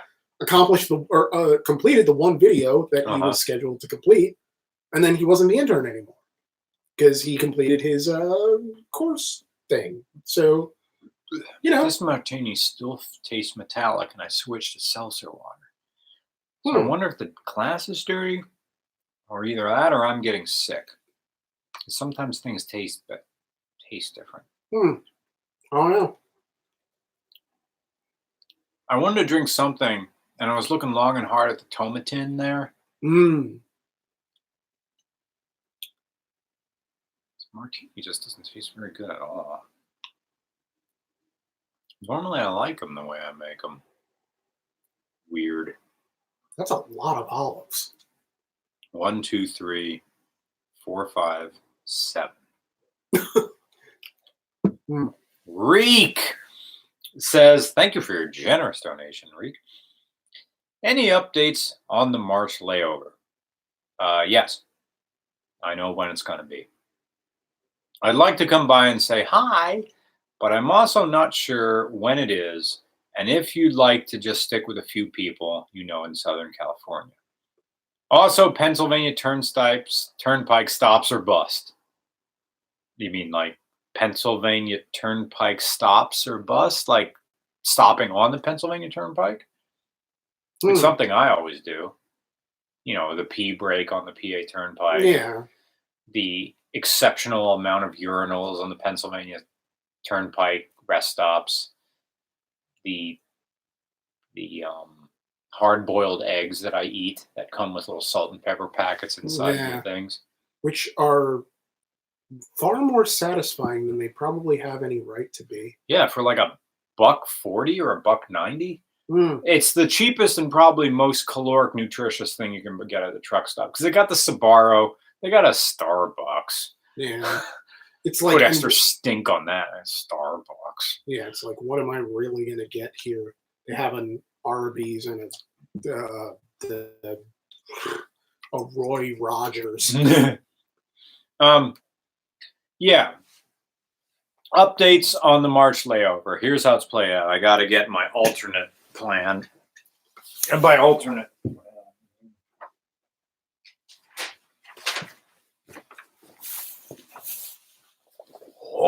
hip flexors.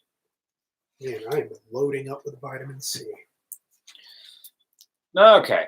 So, Friday, March 1st, I fly from PHL to LAX. I have one night in Los Angeles. Probably because I get in at like 3 or something like that, or 5.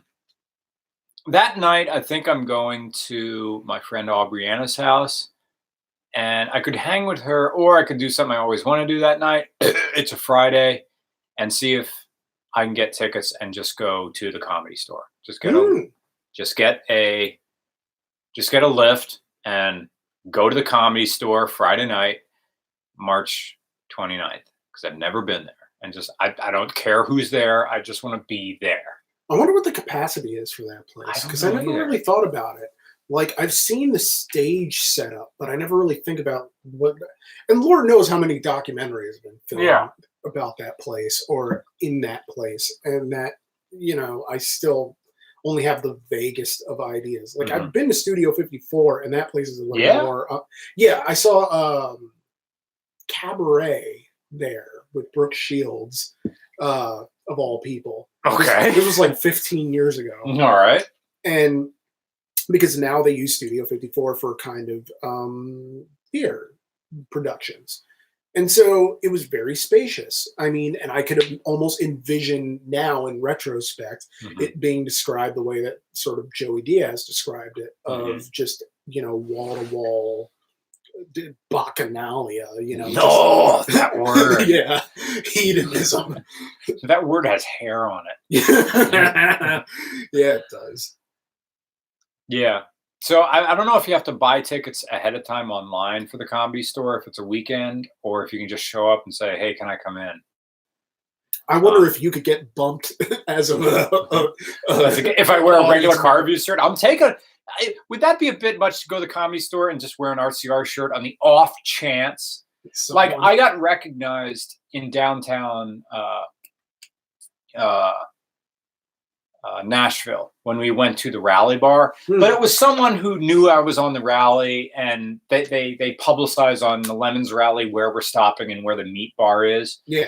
So this was a guy, and I had a double take where I walk into like the meat bar. It's not a meat bar. It's the end rally of that particular day. The whole rally goes to a bar and just has a dinner or hangs out. So if you're hanging out, here's the bar where it's going. But they put it on the website. So there was a guy at the bar, and I come in, and he looks at me, and there was that ooh look in his eyes, and I'm like, I think this guy knows me. Yeah, he's coming over here. All right. And he was totally cool. Turns out, like, I have his business card, I think. Yeah, wait a minute. Did I save it? And when I bought my GoPro, it was one of those, like, bundle kits, and it came with this, like, this, like, really protective thing, which is way overboard for a GoPro because they're super durable. What is this note?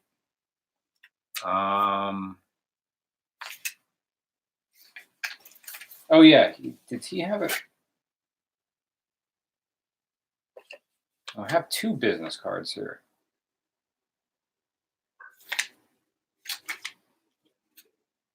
I try to have. Oh, there it is.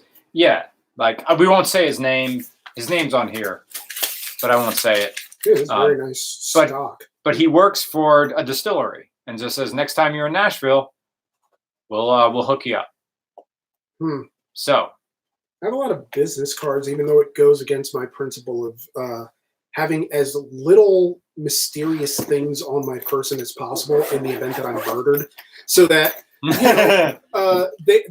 so that the police don't spend time chasing down false leads just because I have a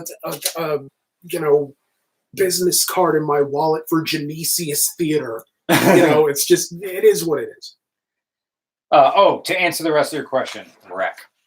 My time when I'm back in LA, let's see, Wednesday, March 20th, Wellington to Auckland, Auckland to LAX.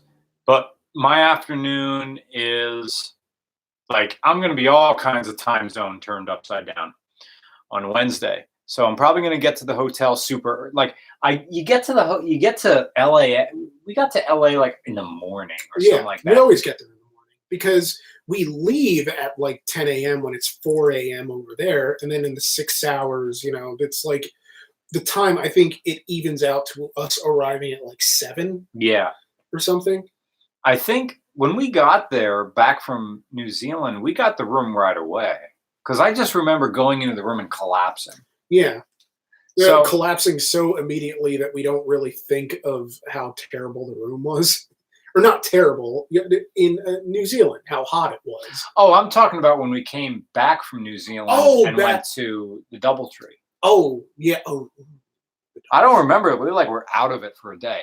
I didn't really even think about it that much. I think that was the time that I ended up doing my whole solo day where I went to the Peterson Automotive Museum, then I went to the Walk of Fame, and then I saw a dude taking a leak on the side of the street. Oh, right, because then we went to the Smoking Tire the next day, right?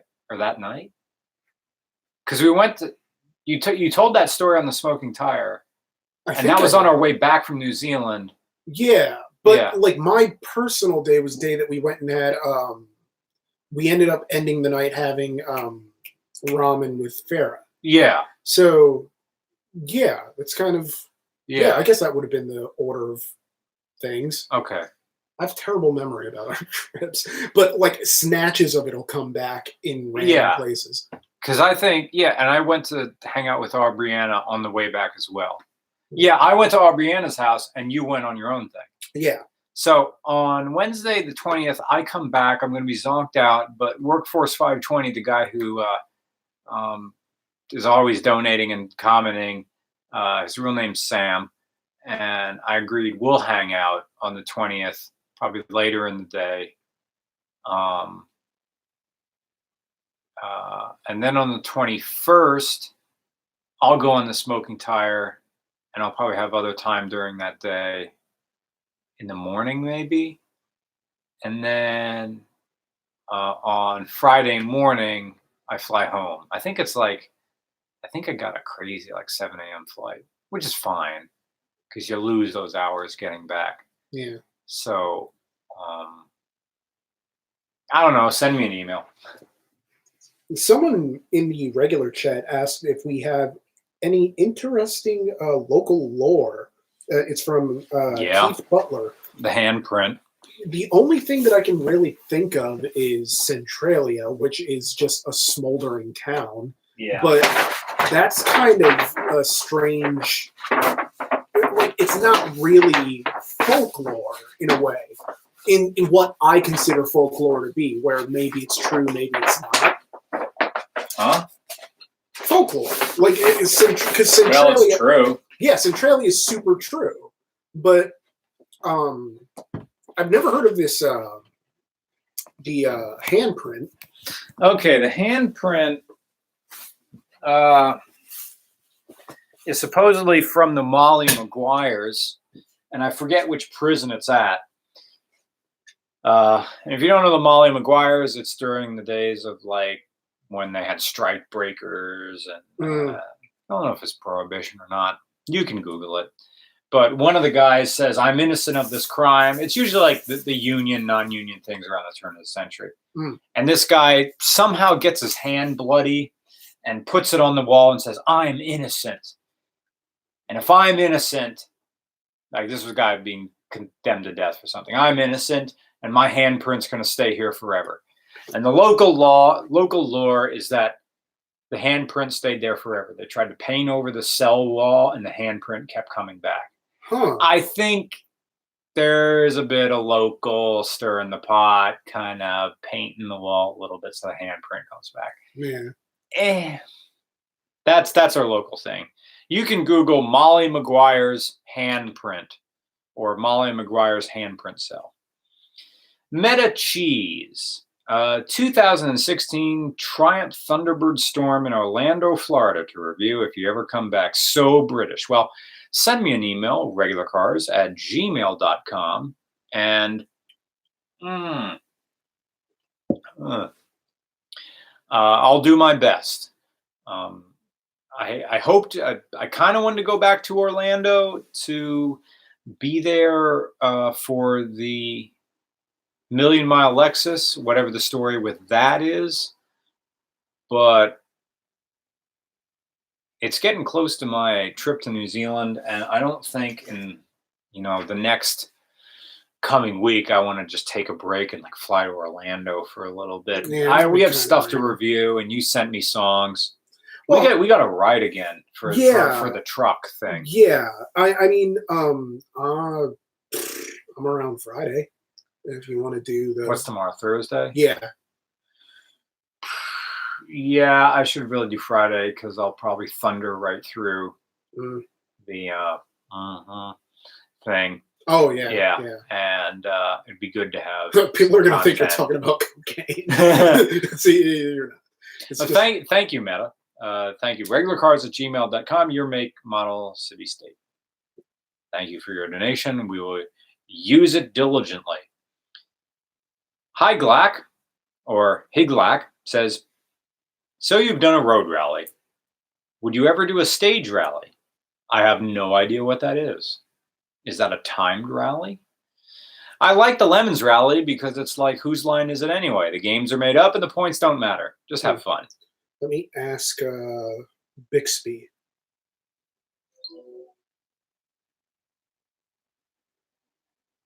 What is a stage rally? Oh, for crying out loud. Before we get started, please. Nah, we're not. All right. The CIA asks, any good drug stories? I have none whatsoever. Yeah, I have some good drug stories. I have the I got really high story. Well, you've heard the Mammoth Mission. If you Google Mammoth Mission, that whole RCR Stories is a drug story. Oh, a timed rally. Okay, so it's like either you have to get there within a certain amount of time or you have to average a certain speed, I suppose. I have the time I got super high and thought I was an entire universe. Who says I'm not? I mean, hey, if Marvel can create a character who's basically an entire universe, yeah, I don't see why you can't also be a universe unto yourself. And hey, think about it this way. There are probably as many cells inside of your body as there are celestial beings. Okay, that's clearly bullshit. But still, I like to think of it in terms of, our bodies within us, magnitudes, all the things. Yeah. So yeah. Drug stories. I used to do salvia in the like 2008. that would have been the year to do it. It was legal. You could get it ordered to your house then. Salvia, you get really super high for like 5 minutes. But supposedly it's like a 5-minute DMT trip, and then you come out of it. That's the thing where like you locked yourself in your room, and you would just close the door, do the thing, and for 5 minutes you'd go on a crazy trip, and then you'd be back. Yeah.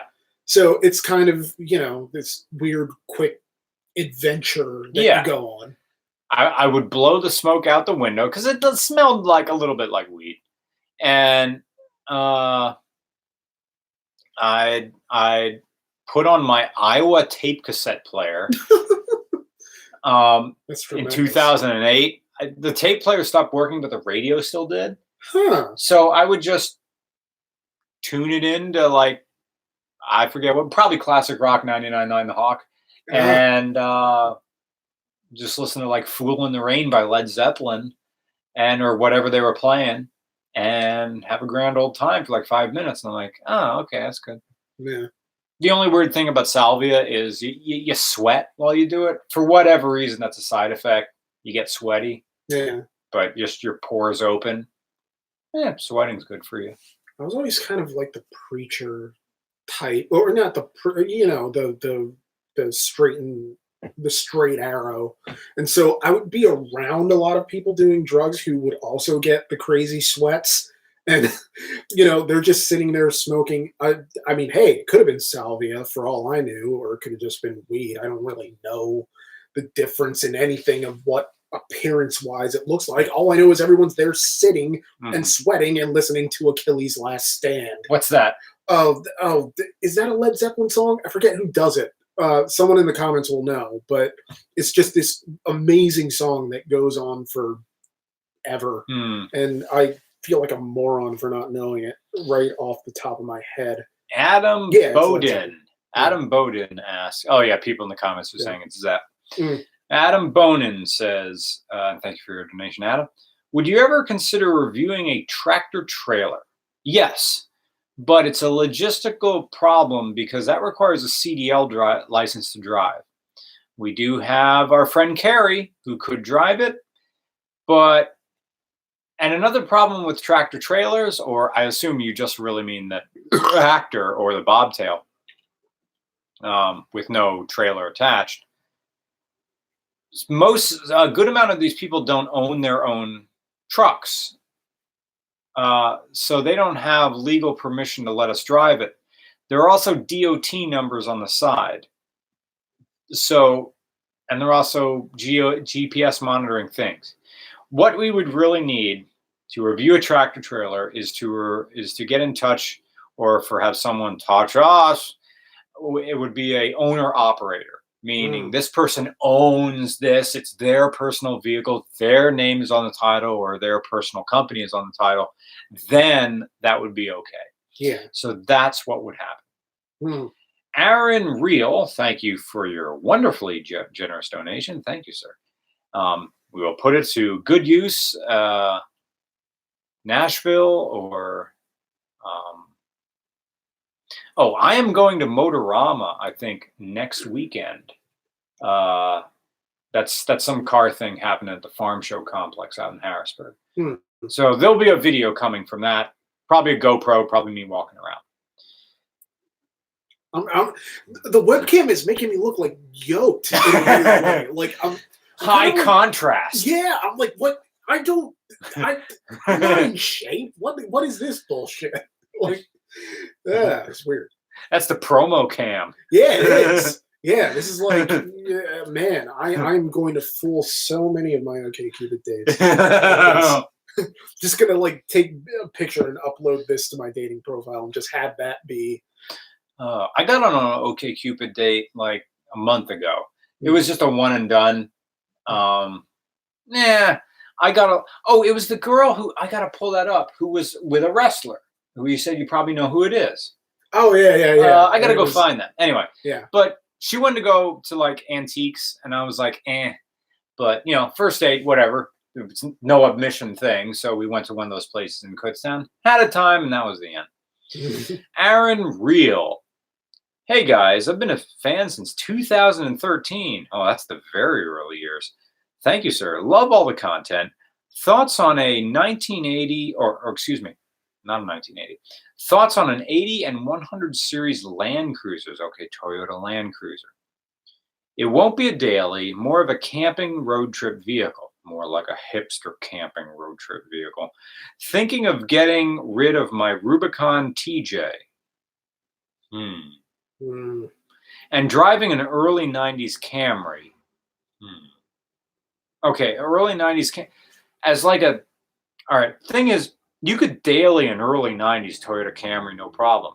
So are you dailing a Rubicon TJ? See, Jeeps hold their value. Of course, any time to sell a Jeep is a good time. You're going to get a good price. Yeah. Especially if it's a Rubicon, it's good condition, no ruts. The thing about the TJs is the bodies stay in good condition, but the frames rust out. And that's a thing because you live in Chicago. Are you coming to Chicago? We're always coming to Chicago. It's an easy flight from Harrisburg. Yeah. Boom, you're there. I made a commitment to go to the Woodward Dream Cruise in Detroit. I don't know if American flies from Harrisburg to Detroit. I feel like someone tagged me on the Regular Cars Brown posting page about a cruise in Detroit that's happening in August. Is it the same one? I think the Woodward Dream. Because probably, I know, yeah. like, I don't know what the whole Toronto dates are in August. First weekend in August. Oh, all right. Well, then there you go. I know it doesn't conflict. All right. Well, because I have it written on the calendar, and I would have known if it didn't. Yeah. All right. So if I can spin this mic out of the way, so we're not using it. It's full in the Zoom, so whatever. Oh, and someone. So yes, I am coming to Chicagoland. I don't know when, but it's such an easy distance from Pennsylvania. It's no problem. If I go to Woodward Dream Cruise, and if Mike Steinberg is going, we may just fly to Chicago and get a ride with him there.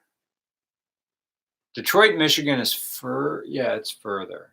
It's more west. Detroit is more west than Chicago. I'm not a very good geography guy. I almost said geometry, which shows you how I almost failed geography. that. Well, I mean, I'm not a math guy at all. Crazy Ivan 2 times says, if you don't get the El Camino, can you send me the info? Yeah. Like, I don't know how. Crazy Ivan 2 times. Send me an email, regularcars@gmail.com. And say, if you don't get the El Camino, send it to me. Yeah, I will do that. And this person asked if there are any plans to review a Geo Metro. We haven't been offered one, but it is on like my 5. We got an offer in that we were going to do in LA, but it broke. It's one of my 5 cars that I kind of want to do that just because they're like I would love to do a Chevy Tracker or a Pontiac Vibe or like a Ford Flex, or it just like something that is completely pointless and it doesn't appear to serve any reasonable purpose, I guess, for lack of a better term. So yeah. Yeah, I know we're not coming through the mics because I haven't figured out how to make the 4-track work with this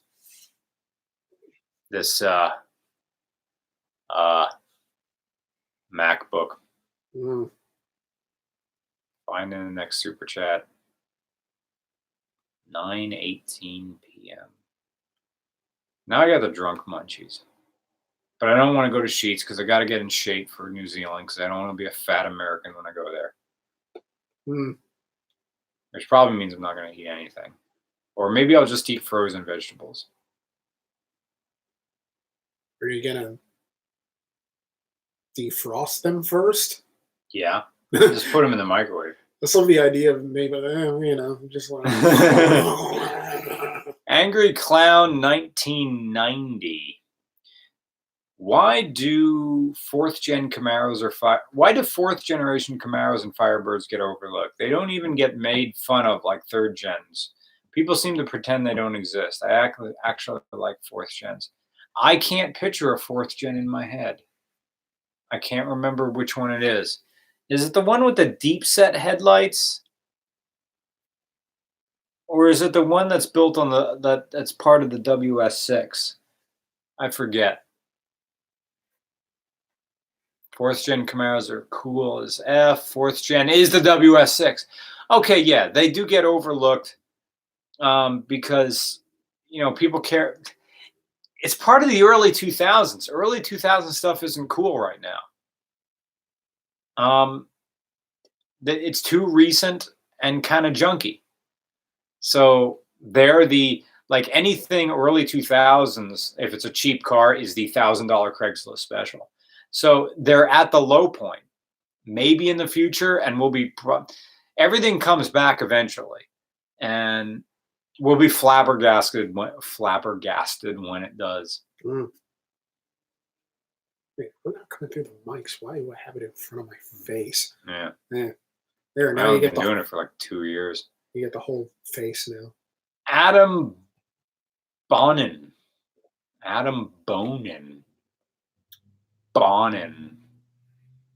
how I've been drinking. Would you like to review a big rig? Well, we talked about this before with the tractor trailers. I mean, if you're the owner operator, then yes. If not, it's kind of hard. So drinking olives. Then no, it's going to be difficult. But thank you for your donation. Big rigs, I want to do them. It'll take all day. I mean, we can definitely get away with it at the Racquetball Club. We got away with everything else there.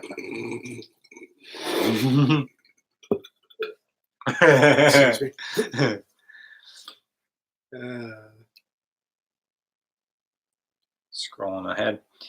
Jeffrey Griffiths says, Felon Fan 86, we are no longer accepting Super Chat questions. I will answer yours. Oh, it's not even a question. It's more of a statement. They're okay. skirting the rules. Yeah.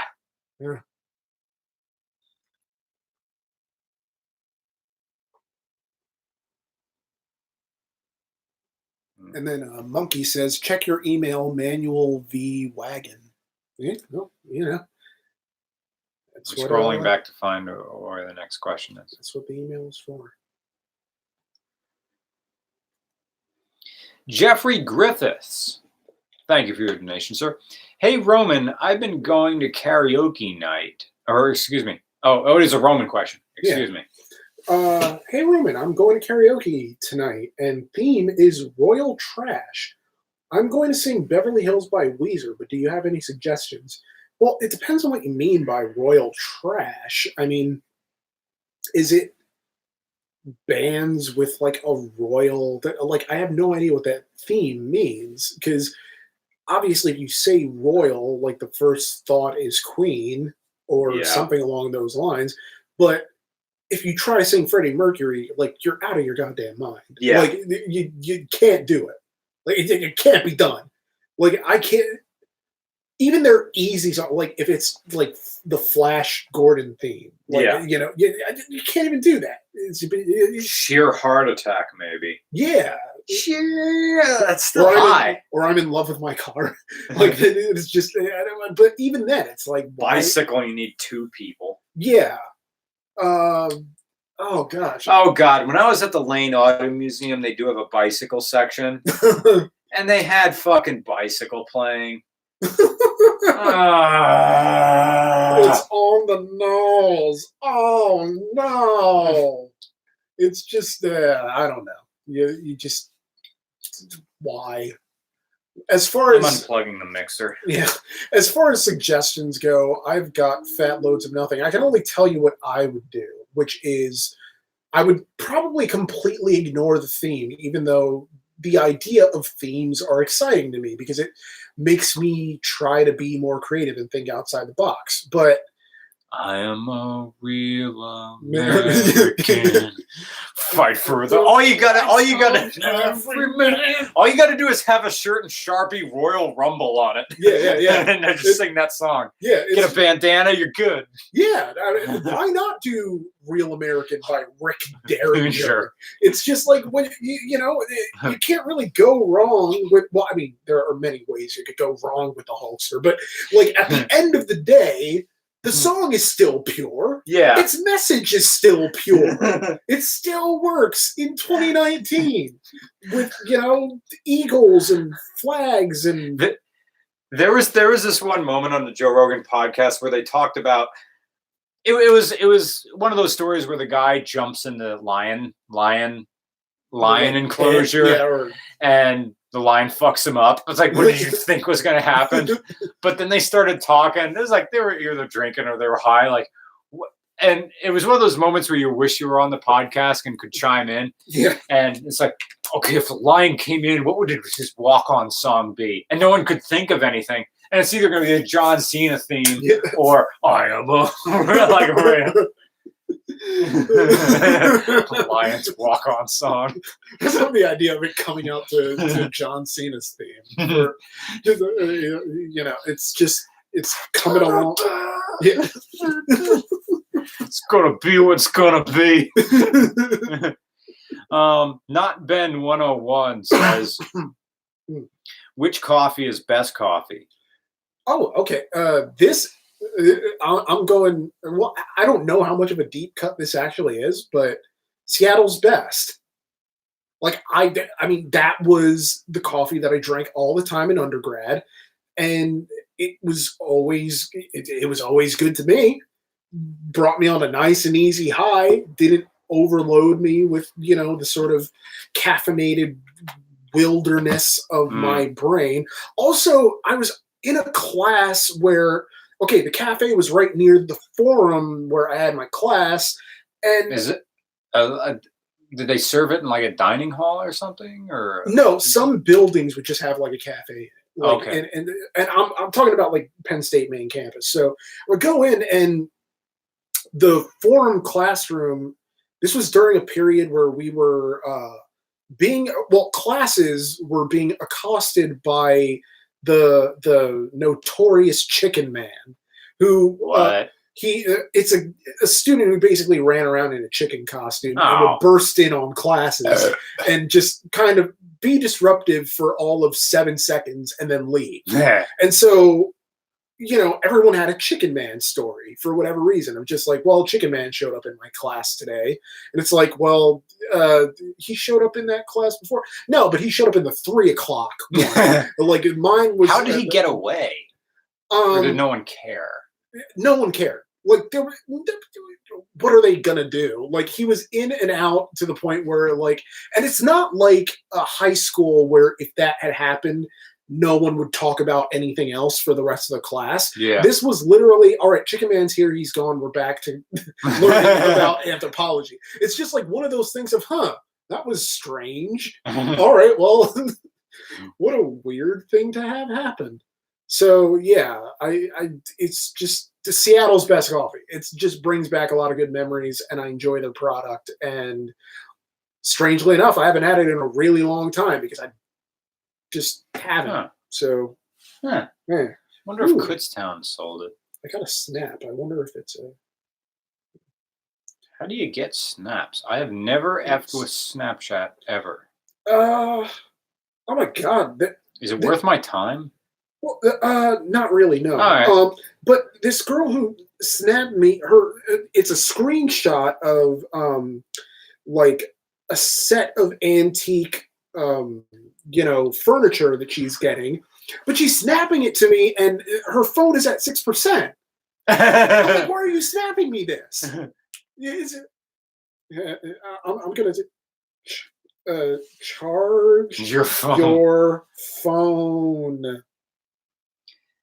Fiero Fan 86, and thank you for your donation, says more RCR diaries, please. Yeah, I know. I have to keep a diary. The next thing I have to write is a retrospective on the LeMons rally.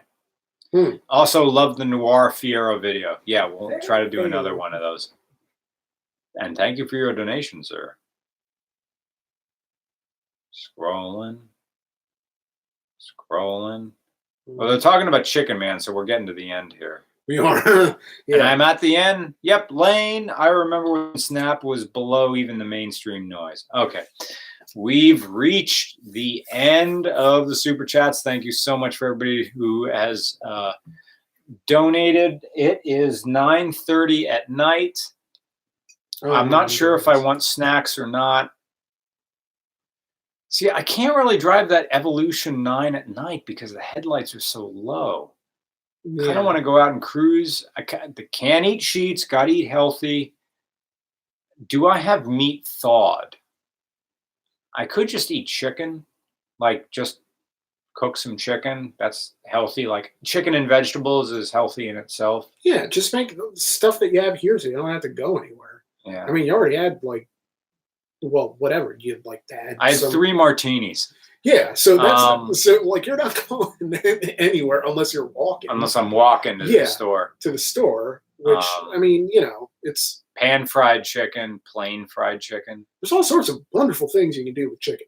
Wonderful anarchic things. I need to look up a good marinade recipe because I always buy like the family packs and just that's my chicken for the week. Yeah. But how to make marinades and stuff like that. It's like the bro science thing of how to make chicken appealing. Yeah. Just, you know. Well, great. You got a bunch of eraser chunks in your rice. Regular cars. Seriously, 1 of 1 manual CTSV wagon. Check your email. Okay, I'll check my email. Yeah. Chicken pot pie. That's not healthy.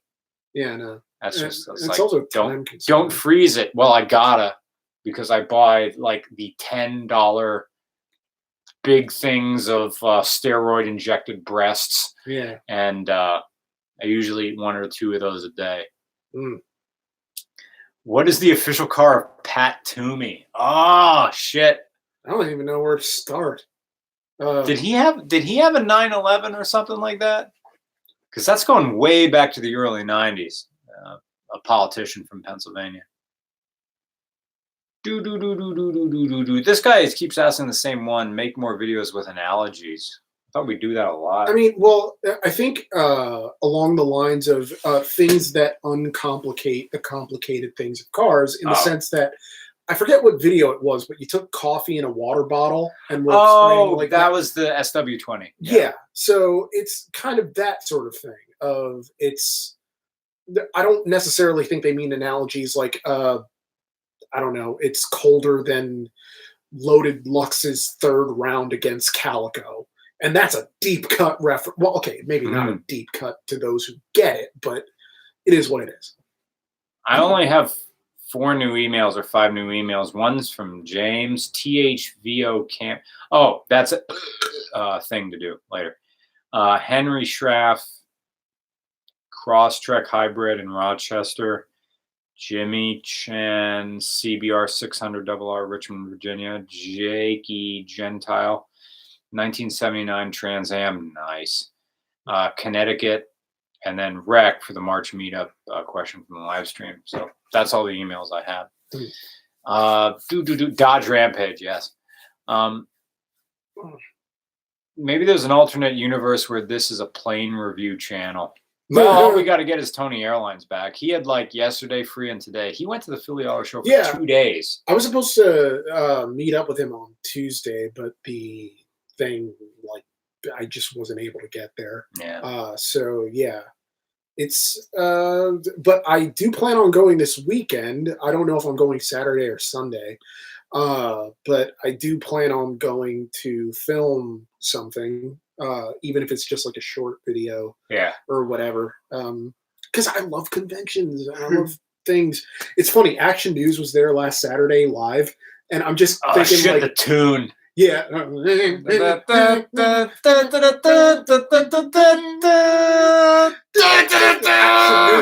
With your lead actor, Jim Gardner, has been there for like. He has been there longer than oh gosh, I'm trying to think of like a good analogy of something. Like Jim Gardner has been there longer than the Simpsons have actually. Well, that's factual though. Jim Gardner for mayor. Yeah. Okay. Doug DeMuro is doing houses now. If he can do houses, we can do planes. Yeah. Okay. I think we're gonna wrap this up. I gotta pee like none other. Yeah, and I gotta go to Rutter's and fill up and do other things in Rutter's to their bathroom. So Thank you for joining us on the RCR podcast, number 56. Hope you guys had a good time. This will go up on the Shout Engine and iTunes eventually once I rip off the audio and then try to do whatever sound engineering I can possibly do with it. Yeah. So I can't promise that it's going to be great audio, but it will be eminently listenable. So that is what I can promise to you. So for the RCR podcast, I am Nick. I'm Brian. Have a good one, everyone. Good night.